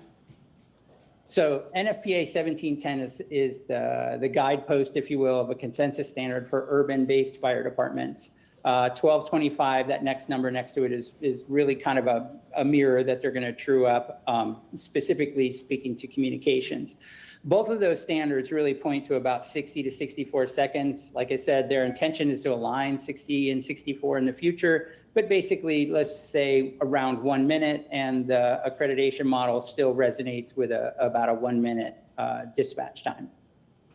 What I will say, though, is hardly anybody in the country can meet that dispatch time of 1 minute because of the proliferation of cell phone use and the high call volumes and things like that. So what we would suggest, based on our best practice of being in the industry, is if an agency is somewhere around that 1.5 to 2 minutes at the 90th percentile, and this does include using medical priority dispatch, then they're really operating pretty efficiently. There is a study out right now to give some balance to this conversation that a lot of the large metros, like Tampa qualifies for, have dispatch times of upwards of 3 to 4 minutes, but we can certainly point to other metros that have, hitting the mark well, being really efficient and having that closer down to 1.5 minutes. So there's an opportunity to improve some of the citizens' performance there. The turnout time, the next segment on that, is the time between when the crews are alerted that there's a call to respond to, and then the time that they actually go en route. Again, NFPA provide some guidance for emergency medical service calls at 60 seconds or 1 minute. And then, for other non-EMS calls where the fire crews have to don protective equipment and things like that before they go, they give a little more time. CFAI, the accreditation model, provides for 90 seconds on that, and then NFPA 1710 says 80 seconds. So again, to put perspective on it in the national experience, if you're around that 90 seconds, you're really doing fantastic. If you're around 2 minutes, you're probably within the window of best practice. So again, there's a little bit of a marginal opportunity for improvement, measuring that turnout time and making sure that the crews are timely and moving out of the station. And there's a lot of strategies that the industry uses that are non-punitive to move that pendulum forward. Now, the travel time, you're at 8.7 minutes at the 90th percentile for travel time, and that's from the existing stations in order to this is your current experience, is 8.7 minutes. So what's interesting about that is most of the large metros around the country that we've worked with, and we've worked with 4 of the 8 largest and then several other, metros that qualify as well. In our experience, most everybody is somewhere between 5 minutes and 9 minutes at the 90th percentile for travel time. Now, why travel time is specific for us to focus on is that really drives your station location strategies from a policy perspective. Dispatch time, you might be able to move the pendulum through process issues, maybe some staffing, things like that. Turnout time, there could be ergonomic reasons why the turnout time may not be as good. There might be some process issues for data-related capture items, for, delays when the crews go responding or when they, eventually have MDTs and things like that can capture that. So there's some elements there where you can improve on the dispatch and the turnout time. But the travel time, the only real way to improve the travel time is major investments in either your road network or by distributing more stations throughout the community in order to shorten that turnout time or their travel time. So from that perspective, your travel time is within what we would see in other large metros. So it's largely a policy decision. But we did calculate, and I kept it brief here for the time today, but if you were to move forward with a 1710 solution on travel time, which their recommendation would be 4 minutes for all the basic life support calls and all the fire-related non-EMS calls would be 4 minutes at the 90th percentile. Our calculations would suggest that you'd need upwards of 34 stations in order to accomplish that. So it's a pretty significant shift in order to get there. And then the other element that 1710 does suggest is that your advanced life support, your paramedic services could get there in 8 minutes. It's a little ambiguous as far as whether that 8 minutes could stand alone, or I think NFPA's intent is that there would still be a 4-minute response. So that's just to kind of put some perspective on it. Now, the reason I say that is from a policy perspective and an investment perspective, you usually get much greater return on investment to improve the citizen's experience. We call that the hello to hello time. So from the time that they call 911 until you arrive or the fire department arrives to provide service, that totality of time, it's a most expensive leg in order to improve that time is purchasing additional stations and additional staffed personnel, where you get a much greater return on investment by improving your dispatch interval and or your turnout interval. So there's an opportunity here to probably improve the overall service by a minute or two, and the department would have to continue to monitor that and look for opportunities. Go ahead and go to the next slide, please. Next one. So one of the things we looked at your station placement, this is an analysis that we do, and the red areas are the higher risk areas from the perspective of a call density, similar to a heat map, and the green areas are the lower densities. When we look at this, any of the green areas, we break up the entire community into half-mile grids, and any of those green areas has one call every 6 months, as well as half of the adjacent half-mile squares. And the reason we look at risk from that perspective is so that a single nursing home, for example, doesn't create a urban level of or a high risk level of service in an entire station area when it's a single occupancy. So we try to balance that out. But the good news here from our takeaway is looking at this is that the department and the city has done a really good job of placing their stations, and you can see the station locations on there that they're really well aligned with your highest level of risk. So That's the good news. So far, the station location plan is pretty solid from a planning perspective of how you got from point A to point B. Next slide, please. So this is a different perspective of how to evaluate your performance. So what we eliminated the Station 2 just from the perspective of not, being responsive to the entire city jurisdiction. And we also looked at we included the proposed new Station 25 in this to round it up for a net 23 stations. So at the current performance, you can see that the 23 station configuration can cover 95% of all the incidents within 8 minutes. So for all of those viewing any of the green and yellow shaded areas, that represents 95% of all the calls, and that's the coverage polygons that can be captured within an 8-minute travel time or less. So the city, again, this reinforces that the current station deployment strategy is well aligned with the policy perspective that current performance is an acceptable level of service. Now, what's interesting is, and this comes back to your investment and the return on investment, is that 10 of those stations, so if you just focus on the green areas, any of the green shades, 10 stations can cover 90% of your risk within that 8 minutes. So you see that you have a high concentration of calls throughout the main corridor of your city. And then the remainder, if you look down here, so 10 of those stations get you to 90%, and then the other 13 stations cover an additional 5% of the calls. So another way of saying that is the city's done a really good job of accounting for the geography. So the geography is really your limiting factor. As you grow, as you expand out, there's some kind of less adjacent areas as you've expanded out to the north and northeast. The city's done a really good job of ensuring that there's a pretty commensurate risk model of placing stations in areas, even though it has a lower call volume. So you get a much higher return on investment because you can purchase a lot of activity and work and capturing calls in the core of the city through those 10 stations. And then the other 13 stations are really codifying the desired response time that you want because it doesn't have a very high call volume in comparison. So you're looking at, again, all of the yellow areas on the map only account for 5% of the calls. Next slide, please.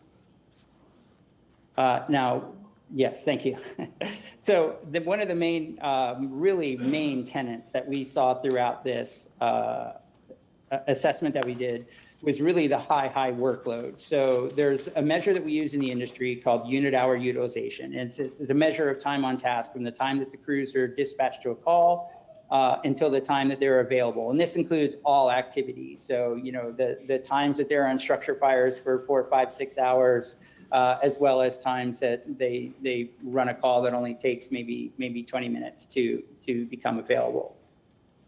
What the industry has really used, and the IFF used this in their very first fire-based EMS handbook that they produced, and they had a 30% value as far as the unit hour utilization.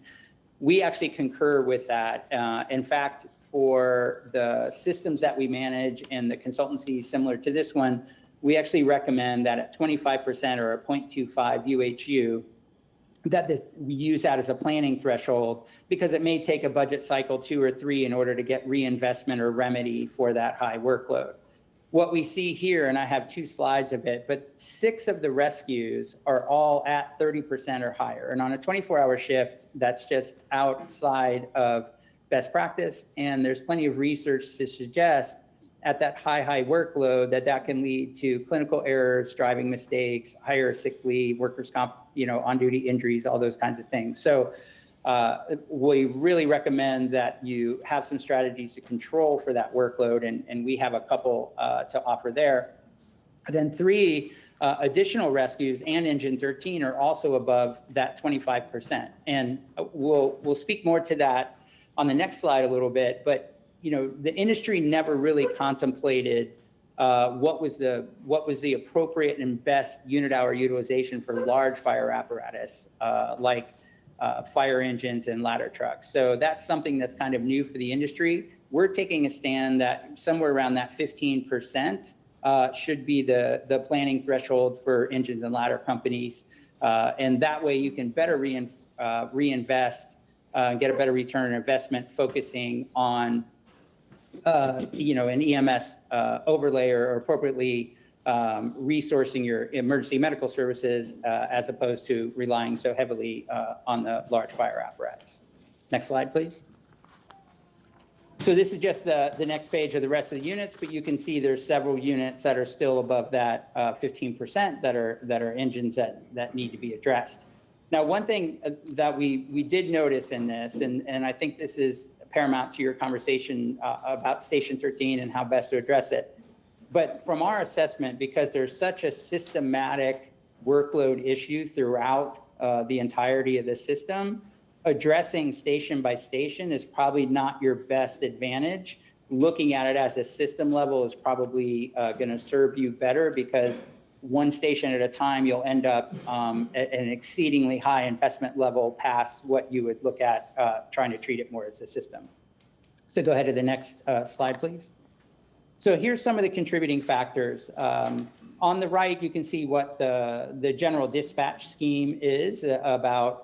If you're not familiar with the A, B, C, D, and E, those are all codes to the medical priority dispatch, which is a triage tool that the department uses and the dispatch center uses in order to define higher acuity calls, like, a cardiac arrest would be an echo level call, and maybe back pain for 3 weeks, might be an alpha level call that would get a BLS response. So what we really found is, one, that EMS accounts for a high percentage of your call volume, upwards of 90%.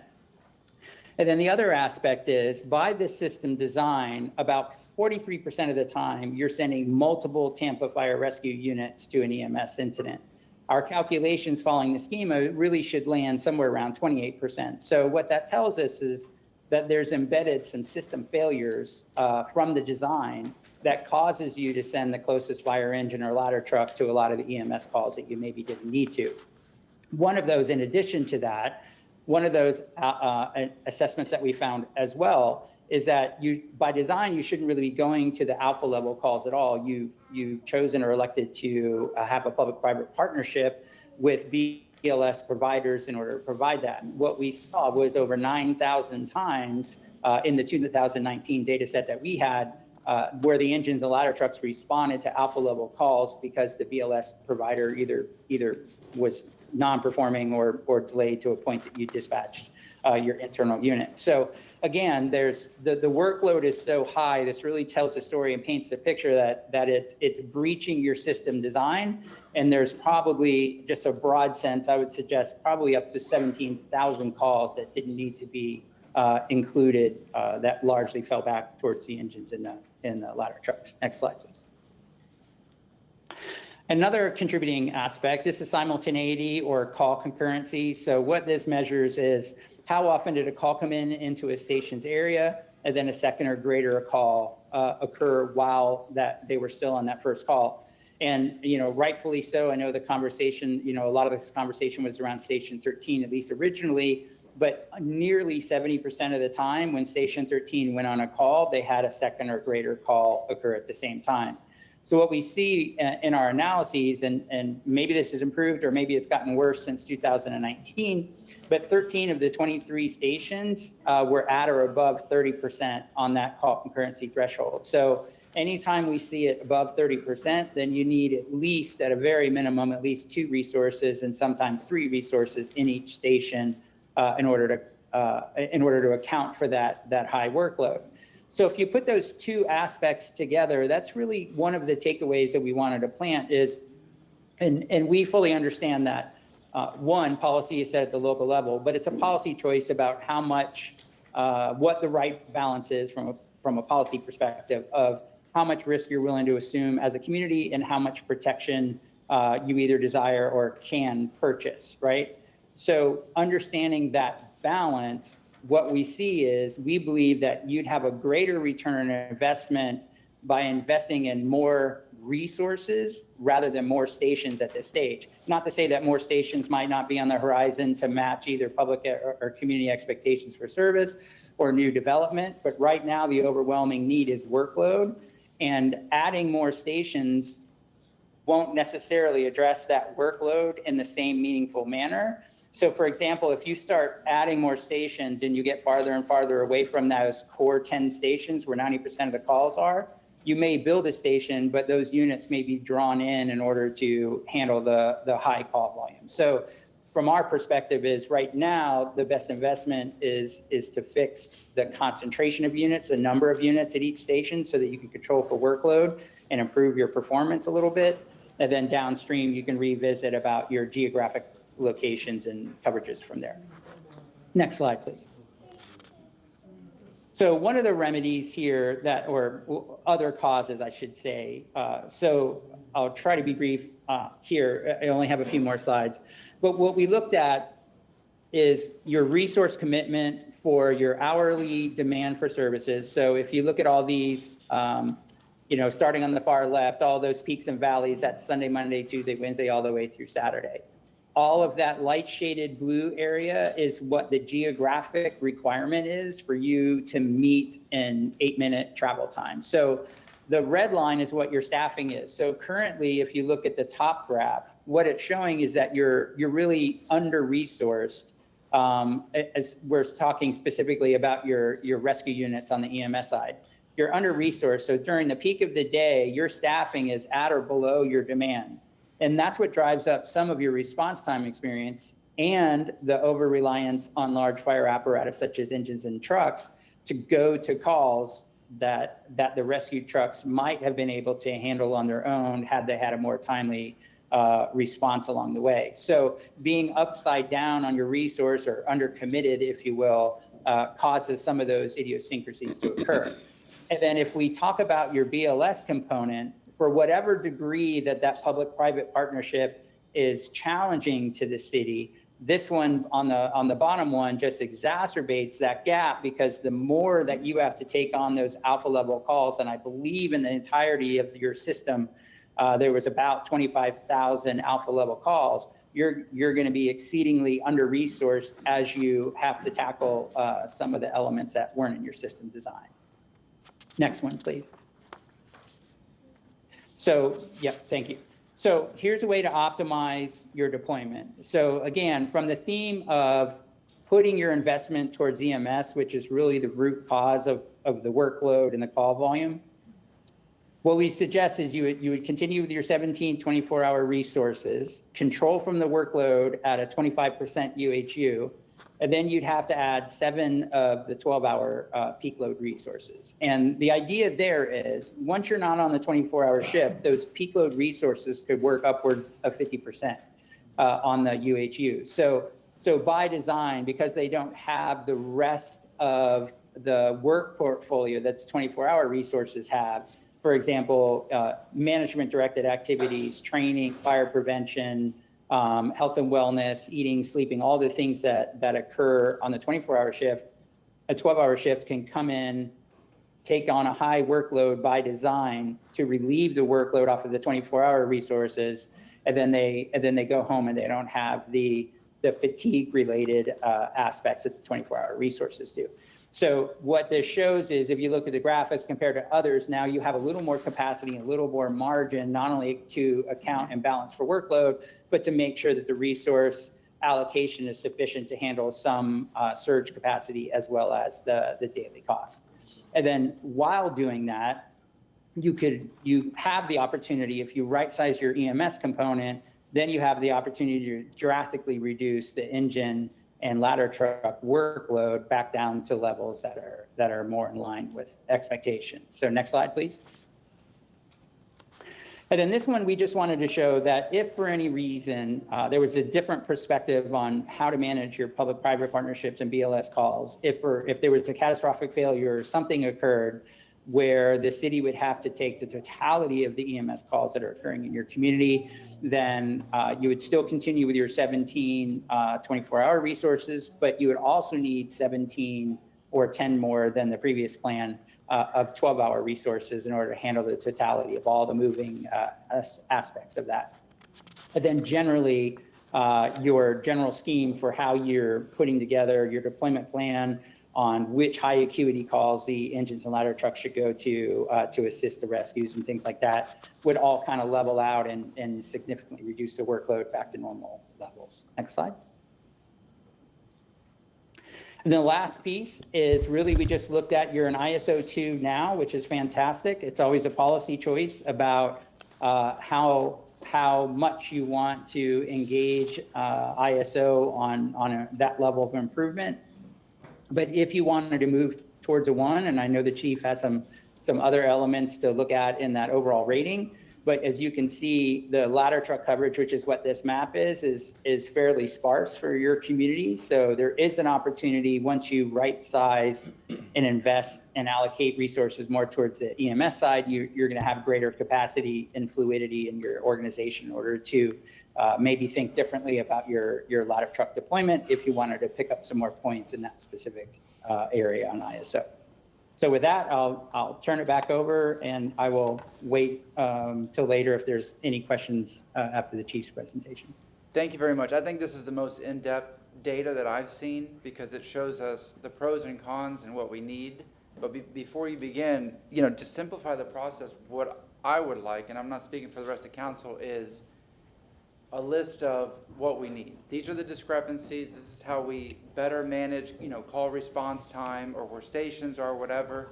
And then we get that list, and then we make the motions to put whatever funding in the budget to get those things done. That's just, what I'll say now, but Councilman Vieira. And actually, how about this? With your consent, Mr. Chair, I can speak after, because I don't want to, we're running on a clock, and I just want to make sure, and again, I have a lot to say, I can shorten it, but I'd first like to hear from the chief and then from the union, because we're running tight on time, so. Councilwoman Hurtak? I'll do the same. All right. I have a question about the report specifically. So the data that we saw was from 2019. As we all know, Tampa is growing rapidly. In the last 4 years, we've added a lot of different components. By the time we act on this report, we're probably talking another 4 years down the line. So we're talking about acting on data that potentially will be 8 to 10 years old. How do you factor that into your conclusions, and do you have any thoughts? Go ahead, Chief. Oh, were you asking the gentleman? Was that for me? I'm sorry. Yes. From Pitch, thank you. Well, I'll just answer it at a high level from my perspective. Our job is to make sure that we provide good information for policy to be set. So this report, came out about a year ago or so. So I know that the chief has been actively working on some of these elements and, redeploying, reinvesting, and has strategies. And I know that they're monitoring the progress along the way. So I think I'll let the chief answer that, but the real answer is these kinds of things have to be updated so that they're current. Yes, ma'am. I just had a question for him. I was told that this report came out in 2020. It said 2019 on the first slide. So that's more than a year ago. That's 4 years ago, pretty much. 3 No, years ago. It was 2 phases. Yeah, we did it in 2 phases. I think the last version of the final report came out early in 2022. Okay, thank you. Yes, ma'am. Yep. Chief. Okay, all right. I'll go ahead and try to make my presentation quick so we can get everyone. But once again, just want to thank you all for allowing us to come here and talk about the master plan. Want to thank the men and women of Tampa Fire Rescue as well as Local 754 coming out and supporting us on this master plan. So if you can go ahead and put the PowerPoint up, please.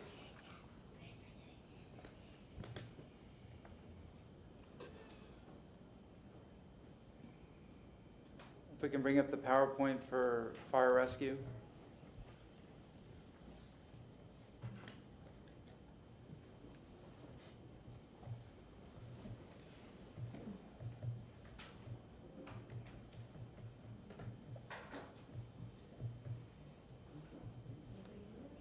Oh, there it is. All right.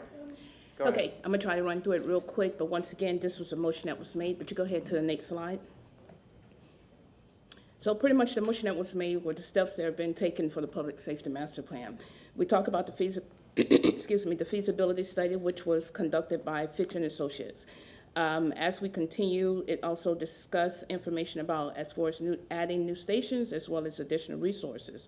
Fitch and Associates discussed components relating to the response time for Tampa Fire Rescue, and we can talk about what we've done so far to show that we're moving forward, and also talk about the working conditions within Tampa Fire Rescue.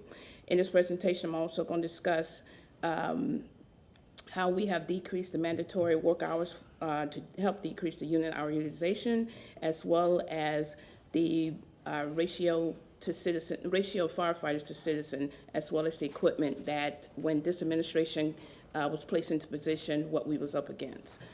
Next slide.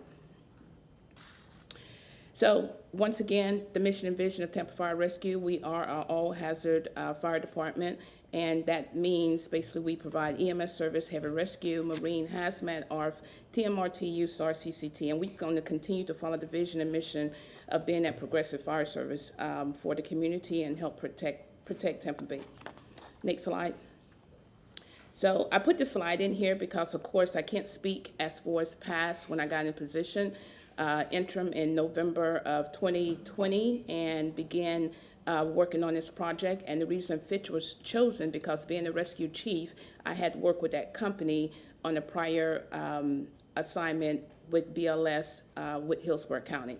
So basically, the present that we had dealt with was, of course, a lot of the challenges of the pandemic, the Super Bowl, the reaccreditation, definitely outdated equipment, and of course, work overload. So I can say that this administration has done everything to be resilient, you know, to come back and into the future to talk about what is needed to be done to get this fire department that A+ status again. Next slide. As I stated, we are 128 years old, and of course, we have a rich tradition. Next slide. Currently, 5 fire districts in the city limits is staffed with firefighters and is overseen by 5 district chiefs, including a shift commander. We provide service to 113 square miles in the city, and of course, currently the population is about 399,000. The city of Tampa is also the 3rd largest city in the state, and of course, we're dealing with the population growth. Next slide. As I talk about the population growth, in which I'm going to round the numbers off, we are pretty much at, from the last research that I did, we was at 399,000, going to round it off to 400,000. According to the national surveys and best practice as far as standards and stuff, the average firefighter ratio to residents is 1.5 to 1.8. Currently, Tampa Fire Rescue has allotted for 679 sworn positions. So based on that, right now we're within those standards and going to make sure that we continue to stay up above what the recommendation is. Next slide. So the next 3 slides is pretty much what I had .gis to kind of print out like a heat map and density to show the call volume, show where the calls are located. The reason I did it for calendar year 21, wanted to do 21, 22, 23, and just did the from January up until May, so you all can see that there has been some changes based on a lot of the resources that we have added to the city of Tampa, as well as the personnel that we've added to the city of Tampa. Next slide. That is 22. Next slide. And that is 23. So definitely you can see a difference. So when we go to the next slide, real quick, this is the call volume. I did it for over the last 6 years to show you from 2017 to show you how many calls we've had based on the first column being after the year. Of course, the second column talk about the fire calls, the medical calls. Red alerts. Red alerts are whenever we respond out to the airport and assist them with, you know, a plane that might come in with hot tires or whatever the situation is. And of course, we have the total of calls per year. As I calculated to show the difference between, as far as the call volume, of course, it kind of decreased, and we know COVID had a big part of some of the call volumes of change.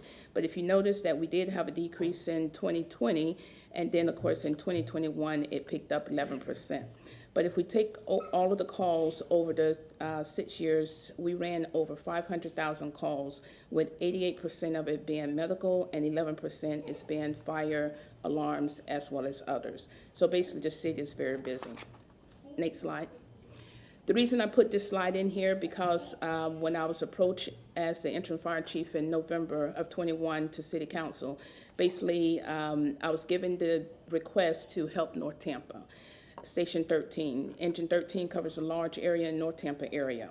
So at the time in 2020, the fourth quarter, Engine 13 ran over 1,200 calls. We added another engine to that location in March of 2021. So the fourth quarter of 2022, just to compare, shows that Engine 13 call volume per unit actually decreased less than 23%. Next slide. So based on the recommendation from Fitch and Associates, the goal was to add some additional resources to the city of Tampa to overall help not just one per station, but overall the call volume within the station, within the city, as well as the need. And basically it was more medical calls. So the goal was to add some additional rescue cars. We added 2 additional ALS transport unit that was added to the North Tampa area in 2022. This graph here pretty much shows that there is, since we added those units in 22, it shows a decrease of those units that were identified by Fitch and Associates that was actually above the 30 percentile on the unit hour utilization. So with this, it shows the recommendations from the Fitch and Associates is assisting all the units throughout the city of Tampa. Once again, city of Tampa, Tampa Fire Rescue accounts for about 90% of the medical calls, and 10% is all the other calls. Next slide. One of the other concerns that we had was, we call it wall time, or basically when the units get to the hospital. It was a long delay. They was up standing by at the hospital anywhere from 2 to 3 hours. So what has been happening with this administration, we have been working with the executive staff as well as the hospital executive staff to come up with some sort of plan to see how we can offload those patients and get our units back out to the field as soon as possible. So this is the last percentage from April 1st through April 30th to show that we have actually decreased wall time as far as being in the hospital. Of course, that can fluctuate depending on the hospital capacity, depends on a lot of situation that's going on at the hospital at the time. So I didn't identify the hospitals, but if anyone wants to know individually what hospitals during that time frame, I'll be more than happy. So we're going to continue to collaborate with the community partners in effort to get our units back out to the field. So, and I'm going through real fast so we can get the union a chance to come up and talk as well. So next slide. If I may, do we need to make a motion for more time? Because we're going to give the union about 4.5 minutes by how we're going. Yes. Okay, if I may, till 1 o'clock. Let's do it. All in favor? Aye. Okay, I'll keep rolling. So once again, I can speak for 21, 22, and 23 since this administration has been. We've been working with multiple departments, and basically these are all some of the acquisitions that we have required with this administration. We have replaced a lot of outdated golf carts. We have ordered 5 additional squad cars due to the fact that currently the manufacturers are on a 24 to 28 month delay of producing a rescue car. So we have 17 rescue cars on order right now. We should have 5 by the end of the year to help replace some of the outdated units. We have 3 engines that should be coming in as well at the end of the year, and the other will be coming in 2024. We have ordered a K9 trailer, which was old and outdated, and as well as we have a grant, which I'll talk more about that, to replace a 1992 boat that we currently have. We have acquired, working with the partners in the community, Hillsborough County Schools donated 2 buses to Tampa Fire Rescue, consider ambulance buses in case if there's a mass casualty, that will be able to assist the community with transporting patients to the hospital. So pretty much this plus more has been required since 2021. Something else that we have accomplished with ordering these vehicles, a lot of our vehicles were in the shop, broken down, so I consulted with our fleet maintenance to identify some of the issues that we had with the vehicles. We made some changes to the vehicles that we ordered to help decrease the fact of the when I say advanced technology, the stuff that keep the vehicles out of service. So with that, we saved $80,000 per unit, where the vehicles were almost $800,000, and we actually got them for right about $70,000. Next slide. So once again, since 21, 22, 23, we have purchased right at $12 million vehicles to help replace some of the outdated vehicles that we currently have. Next slide. So wants to thank Ms. Colina and her staff for assisting Tampa Fire Rescue with the purchase of the vehicles as well as the maintenance of the station. So I will show you a couple of slides of some of the stations. Didn't want to put too many in there, but basically we went through and did a deep clean all 23 stations. We have remodeled some bathrooms at the stations. We have actually painted 6 stations inside and outside, as well as pavement and resurface the outside area, the parking lot, my apologies. Yeah, so the parking lot. So we did about 7 of those stations. Of course, by the stations being old and outdated, once we go in and do the renovations, if there's any type of upgrades that we need to bring up to codes and standards like old pipes, which we know a lot of that happened in the city of Tampa, we are replacing that. We're going to continue to work with members of Local 74 as we continue to improve the stations, and when it comes time to make designs to build a new station, they definitely will be included in it. Real estate, so I'm looking for a true logistic fleet. Right now, our fleet division has outgrown the location they have. We're looking to find properties so we can actually put a true safe logistic and fleet facility for Tampa Fire Rescue. As we talk about the training facility, we're in the process of installing a new training burn building. Should be in, we're hoping to start it by the end of summer, and that was the 1.2 million, so I want to thank you for approving that. And we're also getting ready to renovate the fire and police facility, which we're doing in collaboration with Tampa Police Department. Next slide. So, as I stated, is that we have spent over $5 million in the improvement and upgrades of fire stations, and as well as the additional 1.2 for this training facility. This is going to be kind of state-of-the-art burn building that we're going to continue to have to not only train our people, but train others to continue to maintain that certification of being a training center. Next slide. This just shows you some of the changes that we have completed. If you look at the top, should be to your left, it's the new entrance of our headquarters, as well as pavement, and show some remodeling of the bathrooms. And we had to put a new AV system, HVAC system in. Next slide. This is additional slides of showing how we went into the stations and did a deep cleaning. Next slide. And of course, this is also some of the improvement that we've done into some of the stations. Next slide. Now, some of the things that have been taking place since 2021 is that we've been applying for just about every grant that we're eligible for. And once again, thank you all for approving these grants. We just received a port security grant to allow us to place a 1992 suppression boat. And basically, this boat is going to help with the water that's around Tampa Bay to be able to respond for calls for services in the area. When we talk about the SAFER grant, which is the Staffing to Adequate Firefighter and Emergency Response Grant, basically in 2022, we was awarded 27 firefighters, and for fiscal year 23, I have applied for 30 more firefighter positions. The fire prevention and safety, these are additional grants that we have applied for to assist with accessories to help us do our daily functions. Next slide.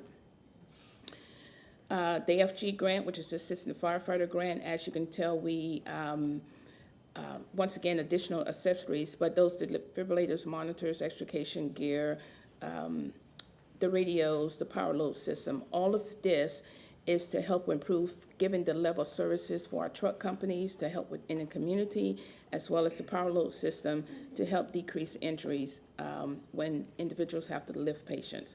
So this power load system actually has dropped the bike injury within Tampa Fire Rescue, I want to say probably about 20%. And we also have the stationary bikes. So all of these grants are grants that we have applied for to help through the recommendations of the men and women of Tampa Fire Rescue to be able to facilitate them on a daily basis. Next slide. And if I may, Mr. Chairman, I would now move to 115 because we've had 45 minutes for Tampa Fire Rescue, and we're going to give about 10 minutes to 754. All in favor? Aye. All right, I'll just go through the grants again. Once again, these are some additional grants that assist with natural disasters, post-natural disasters, as well as equipment and for the hazmat division. Next slide. So basically, you can see that we currently have over $13 million that we have received for grants, and basically, we're waiting approval for some additional grants for about another $13 million. It's going to help with the improvement of Station Harding. Next slide. So now we talk about the future. How do we get there? Next slide. So pretty much when I talk about technology, as discussed with the response time, a lot of things that Tampa Fire Rescue is currently using is all manual as opposed to appropriate technology when we talk about data. We're currently in the process of getting a computer-aided dispatch system and hope to have it implemented by the end of 2024. We are in the evaluation and RFP stage. This CAD system basically is going to help decrease response time, decrease radio traffic, increase work performance, and as well as be able to assist us with placement of additional resources out in the community. That current CAD system is outdated, 28 years, and from what I understand, it was supposed to be like a 10, 15-year piece of equipment. When I talk about resources, as Fitch has stated, I'm looking at resources overall citywide, what additional resources. My plan is in 2022, we actually implemented a new LMS system, which is a learning management system, to help with the ISO rating. We opened a new fire station with 2 ALS units. The beginning of 2023, we converted all of our BLS truck companies to ALS. We added another rescue car to South Tampa. The goal is to add another rescue car by the end of this year, depending on approval from budget. And we have increased our training. So for 2023, I'm going to continue with implementing the recommendations from the study. We're going to also increase our budget to station improvement, and that includes remodeling, repair, rebuilding, whatever we need to do. So I suggest that for the next 5 years that we continue to put this in our budget, continue with a replacement plan for our vehicles.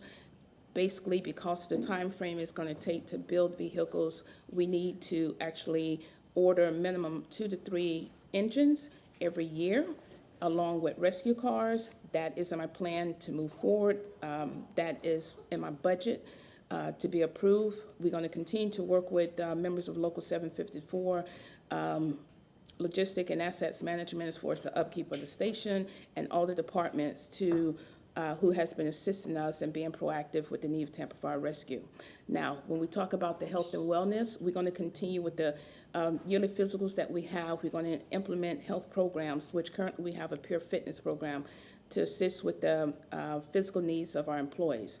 What I'm in the process of doing now that we have a chaplain, is to also have a peer support program that we're going to play with, that would be able to assist firefighters with other non-line of duty situations that they might need help. I'm going to continue to increase our training. We have brought individuals in to train our firefighters on equipment like the boat, as well as our specialty, which we have many of those that we need to cover. When I talk about community partnership, the BLS, as Fitch talked about, with BLS, of course, that has been an issue that Hillsborough County in general has been dealing with, and we have been having meetings to see how we can come up with some sort of contract or agreement to hold BLS accountable. But if not, I want to make sure the citizens of Tampa is not deprived because of not response time. That's why I'm going to add some additional rescue cars to help offset that until we can get some stability when it comes to BLS. One of the main concerns that BLS have is because of their manpower. They don't have the personnel to staff their trucks. So once again, we are working with the unit that's currently within the city of Tampa to see how we can help accommodate that. We also, in the next few years, I'm looking to replace every firefighter with a second set of bunker gear, and this is going to help reduce all of the exposure to a carcinogen. I hired 14 individuals. When we talk about recruitment, we have hired 14 individuals this year. We're looking to hire another 20 in the fall and another 20 in winter. With that being said, since this administration has been in place, we have hired over 120 firefighters to accommodate with the vacancy that we have, as well as the retirees and people that are leaving the fire department.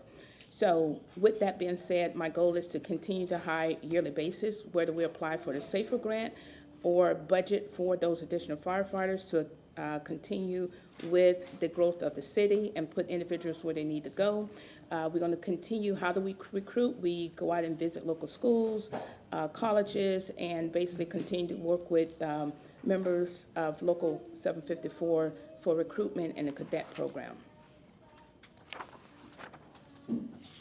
So as I talk about equipment, station improvement, as I stated before, I have it in my budget to remodel. Ma'am, if I may, point of order, if I may, and I really appreciate this, it's just we're running up against the clock, Mr. Chairman. I'm only got 2 more slides. That's what I was gonna say. Well, can I make a motion? Well, let me make a motion. Let me make a motion. Let's let the chief finish the presentation. And I know there's a lot of people with the red shirts that want to go right now, but I implore you, I don't want to put you guys up against a wall, because we really want to hear what you have to say. And right now we have a lot of staff that needs lunch as well. I think the best thing for everybody, I know it's an inconvenience for you guys, but you'll get the best hearing, one, with people that are well fed, and we won't have you up against a wall to hear what you have to say. So my suggestion is that we let the chief finish. We break for a 45-minute lunch, and we come back immediately for the firefighters union to do their presentation. And that everybody will have had that opportunity, and you guys will get the best audience that you were looking for if we do that. Councilman Carlson. Yeah, just, we have a couple big items, the one that was referenced earlier in Ybor, and we also have a Hyde Park item. And I think there's a whole bunch of people waiting downstairs by what I understood earlier. I don't know if they're still there, but just so everybody. Councilwoman. They were talking about printing out a menu for us to choose some lunch, so. I not know, us, I know it's it's everybody, but, you know, I only have If 2 I may, pages left. Two. And this isn't, so, I mean, my remarks after this are probably 90 seconds.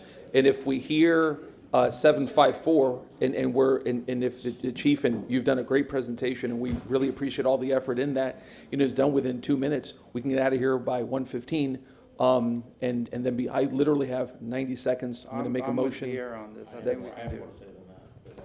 And I have a ton more to say, but I'm editing myself for the purpose of the greater good. I don't want to edit myself. I want to be able to have, this is an important issue. It's important to the people back there in red shirts, and it's important to people of the city of Tampa, and I think we should hear it all out. Oh, no, and that's why I've been pushing for it for 3 years.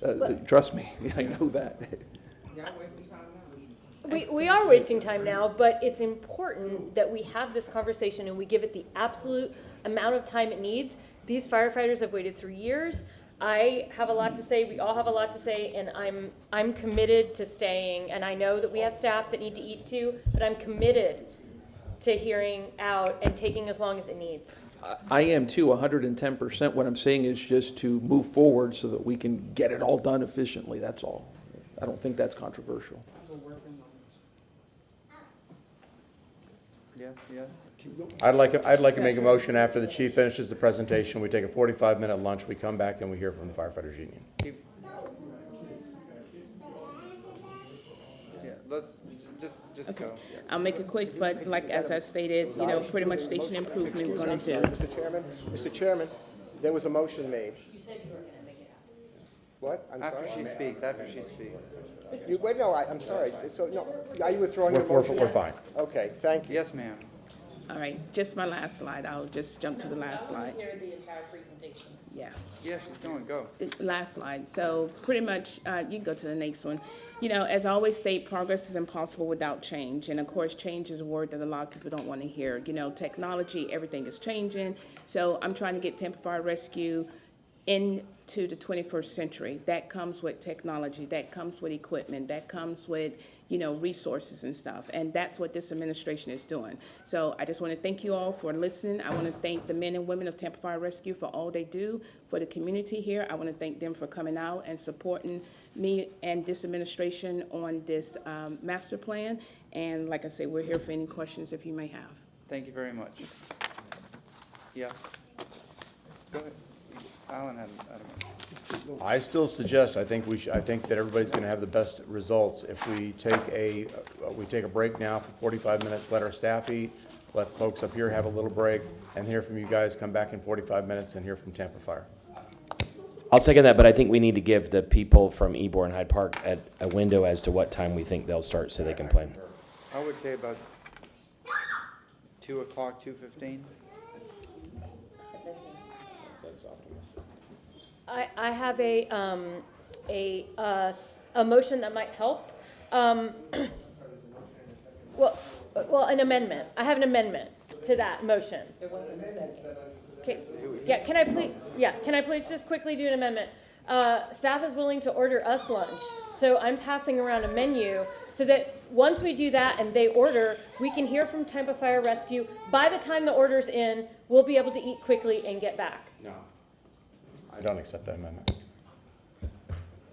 All right. So we have a motion from Councilman Clendenin, second from Councilman Carlson. What is the motion? What is the Could we ask the clerk, sorry, could you repeat the motion, please, Madam Clerk? The motion is to convene now and take a 45-minute lunch and come back at Recess now? Recess now? recess now. I'm sorry, yes, recess now. And say it again, please, so I can hear it, please. Take a 45-minute lunch and return and hear the firefighter master plan from the union. At what time would that be? 1:40. What? Well, 1:40? 1:45. That's the motion. Yes. And if I may, a question on the motion, and I appreciate my colleague, Councilman Clendenin, making that motion, but before voting on it, I want to inquire with Mr. Stocco on whether or not he would like to go ahead and do his presentation. Then we do our comments after lunch, because these folks have been waiting here ever so patiently. So before voting on the well-thought-out motion, I would inquire of Mr. Stocco, if I may, Mr. Chair, briefly with a yes or no. Can we get an estimate of how long Mr. Stocco's planning on speaking? Total? Without I'm assuming he's got other speaker forms. No more than 15 minutes. Yep. 10 to 12 minutes. I think, Yes. Mr. Chair, I know everybody's been waiting, but if everybody can come back in 30, 45 minutes, that would give us the ability to give the proper time to have the long discussion, because after he presents, we want to be able to ask questions and have a large discussion about it. And we don't want to cut them short because this is too important to not ask the questions. Which is why I said, if I could just, just starting to order now, and once we hear him, we'll, anyway. But we also have staff as It's the staff. Councilman. It's us, it's fine. But Call the question. we have a motion from Wait a second, was that a motion to call the question? Yes. Call the question. Councilmember Is there a Clendenin second has to made a this? motion. There's a second from Councilmember Carlson. All in favor? Aye. Any opposed? Nay. Nay. Well, we have, the motion dies. Go, do a roll call. Miranda? Carlson? Hurtak? No. Clendenin? Yes. Henderson? No. Vieira? No. And Maniscalco. Yes. Motion failed with Miranda, Hurtak, Henderson, and Vieira voting no.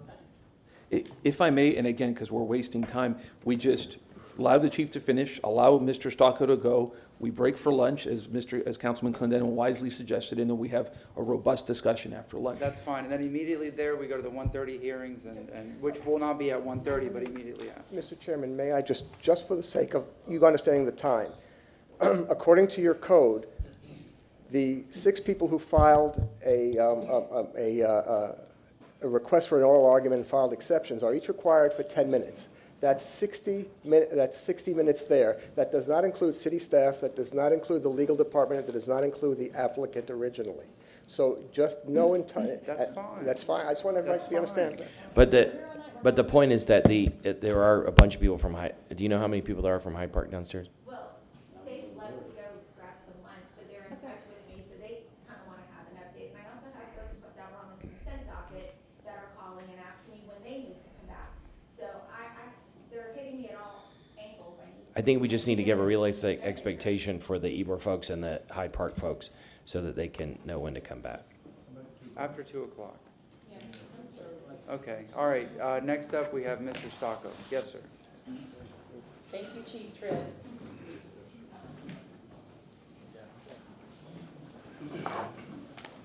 Good afternoon, Council. Nick Stocco, Tampa Firefighters Local 754 President. Thank you for the conversation on lunch. As firefighters, we don't really get to eat lunch. We're used to working through it. So thank you all for sticking through with us. I do have some things that I want to point out. First and foremost, the opportunity to speak. Thank you and allowing us up here. With all due respect, this is a plan on the future. A lot of the data that was presented by Fitch and Associates was from 2019. With all due respect, again, if the individual from Fitch and Associates presented a plan to his fire department that was 4 years old, they wouldn't be welcome back for a cup of coffee. We're here to listen in the future, results, and actually put a plan into action. And I say that with all due respect. A little history about Fitch and Associates and their professional services. Local 754 is recognized under the International Association of Firefighters, which covers 336,000 professional firefighters. Fitch and Associates has been a recognized group as a rival organization, as an anti-union organization, and has as closely as Orlando affected the men and women of their fire service over there. So for history, Fitch and Associates is not a good professional service to use. In fact, they were hidden from the public for as long as they were until we were able to find it through public record. Like Councilman Carlson said, that invoice for $99,995 wasn't public for a reason. A little bit of on the overhead, if we can go to the overhead, there's I'll wait for it to tune in. If we can have the overhead, please. It's on for us, but it's not up. Oh, up I'm on sorry the, then. No, Yeah, there sorry. you go. No, we often have. So one of the things of the Fitch and Associates, or a couple of things of the Fitch Associates reports, it really doesn't align with what was presented to you all earlier in March. There really was no mention in the Fitch report about health and safety, as well as the welfare of our sworn personnel. There was no mention of additional resources, even in our administration. We have no health and safety chief. We have no increase in occupational health department. The occupational health department is still functioning with 2 people. There was no mention of that in the Fitch report. So we don't see how that aligns with the goals and objectives for fiscal year 24 to 27 as Tampa Fire Rescue presented. The third bullet point says meet or exceed industry standards or EMS response with partners. If we can go to the next sheet here. This is a segment from the Fitch report. This is all, we're not even using IAFF data. We're using the Fitch report data. If you look at the highlighted portion, it says National Fire Protection, which is industry standard, both recommend a dispatch time of 60 seconds. This is echoed by the accreditation. However, Fitch's national experience is that a best practice would be within 2 minutes. How this Fitch report overlaps industry and national accreditation, I won't get too far into that, but you'll see what this report's about. I'm trying to get a little faster, I'm sorry, with time. If we go and in 2019, at the bottom, it says the department should explore opportunities to better align dispatch performance with best practices. This is 2019 data, so we'll just speak on 2019, but we're in 2023. Go ahead, next slide. If we were to meet industry standards per Fitch's recommendation, the current station configuration can only respond to 53% of the events within 4-minute travel time. I'll touch on travel time a little further. The 8-minute travel time that was replicated on those reports is if the sun is shining, it's not raining, there's no traffic, not one unit is on a call. We average 230 calls a day. That's 1 call every 6 minutes, and not 1 call lasts 6 minutes. So that 8-minute travel time is irrelevant. In their observation they made in March, this was finally in March of 2022, but it was started in 2019, carried all the way through. It would require a minimum of 34 stations to attempt to meet a 4-minute travel time. Remember, that's just travel time, not dispatch time, response time, in the whole big picture. Good, please, sorry. Looking at their slides, the overlapping is an issue, right? We have some units on here that. Sorry about that. We have some units that are overlapping other units' territories up to 1,000 times. If you look down at engine. It's still not clear, the numbers are not clear. I'm gonna zoom in just on the bottom, okay?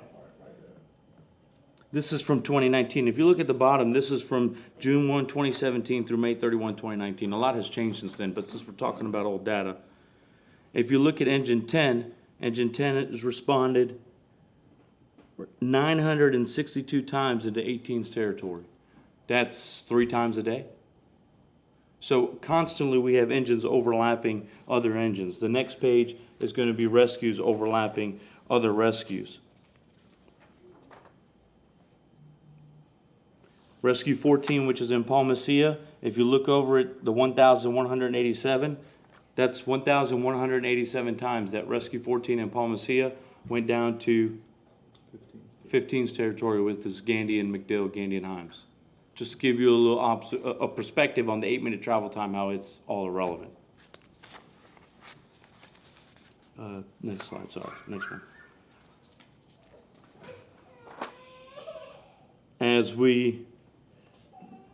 As this says, the department is encouraged to develop an EMS deployment strategy that adequately accounts for clinical quality, desired performance, and workload for both EMS and fire resources. I'm not sure how Fitch is able to say that we're meeting all the standards. You can go to the next one. If you look here at this portion of the Fitch report, Station 1 and Station 13 equate for more than 20% of the workload in the city. So Station 1 being downtown and Station 13 being at Bush and 30th have over 20% of the workload, yet there's no mention of adding a station from Fitch nor Fire Rescue downtown, nor Gandy, nor New Tampa area. Yeah, sorry. This is an interesting one. If you can zoom out a little bit. These are the stations that we have currently. We have 23 of them are City of Tampa installations per my knowledge, right? If you look at the Park and Rec Master Plan that was done not too long ago, one of the first lines in their PowerPoint say, commercial municipal buildings have an average 30 to 50-year lifespan before major renovation or replacement is necessary. 15 stations out of the 23 are greater than 30 years. 2 of the stations are greater than 90 years. One's greater than 100 years old. That's current stations that we have today. I remember in 2018 interviewing one of the council members, and my first question was, what is our plan on stations, and how are we going to get stations replaced, most of which were built in 56 and 58. We're still wondering. By the way, that's 68% of our stations that are past life expectancy, and you can't buy more land. You can paint the stations, but you can't paint over the mold. This is Station 9, and it was just recently taken over at one of the stations over in West Tampa. It was built in 58. For those of you who know, that's where the mechanics and the mechanic shop is. It typically sleeps about 9 to 10 people a shift, and we have serious issues over there with health and safety. None of which we're treating these we're treating these residential buildings, and they're getting used in 24 hours, 7 days a week with just constant wear. And these are the effects that we have. If you go to the next picture, this is the AC filter from that station. So we've done an internal air quality test and know what's in that station. But these are the types of issues that we need addressed, and these are the types of things that need to be in the plan. Here's another picture, and we're done for the overhead. In regards to the TFR master plan, the per capita figure to firefighter to citizen ratio is irrelevant. Okay, in this industry, in fire industry, the people don't dictate. The people. Let me word this correctly. Let me read exactly what I was going to say. When evaluating the needs of a fire department, it should not be used to qualify the number of firefighters a community requires. Fire department staffing and equipment needs should be based on an evaluation of risk, historic demand, current demands, anticipated future demand, industry standard, evaluation of geography and available evidence based on scientific literature. For example, most of your more vulnerable population, the 55 and up, Bayshore, Gandy, south of Gandy, you have your other areas in town that have a different demand. Just because of your residential population, that doesn't mean that you only need the average amount of firefighters, which whatever it called for, 1.8 for every 100,000. And as we know, that's just the population. That's at 3:30 in the morning in the city. That's not during the day, TIA, travel, the guests, the residents, and everything else that picks up in the city. The maps replicated show misleading information as the density significantly changes from 2022 to 2023. There's a significant drop even in the North Tampa area. Hospital offload times say that there's a 60% decrease, but from which factor? There's no real factor there. It's hard to tell as to where exactly that data is being grabbed from. UHU is a minimum because it only affects the time of the incident. So when they mention UHU, the unit hour utilization, and how we have 6 rescues over the UHU, that's only from incident time. That's not from the time the unit goes back into territory or go back in a station. That's another misleading fact that this Fitch organization likes to use.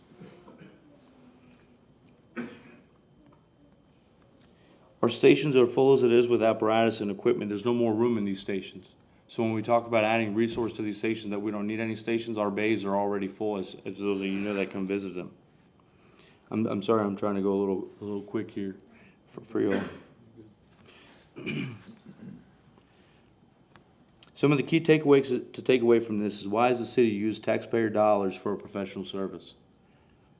As an accredited fire department, working with the labor union eliminates the need for a third-party consultant service. The amount of money that we all waste as citizens and taxpayers on the accreditation process alone should be enough to fulfill a consultation service. If the chief of a department sought a consultation that believes in going against industry standard, that defeats being accredited. You might as well say your fire department's not accredited. Fitch was used to justify the wrongs of what's been going on for years, and the hidden overpriced professional service with misleading information should tell you all that. And I'll leave there.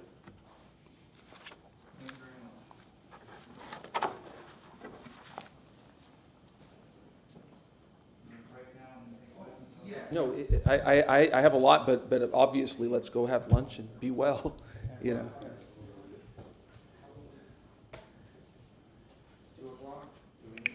Well, what's the pleasure of council? Can we do 150? 151. Yes. We are reaching to 150.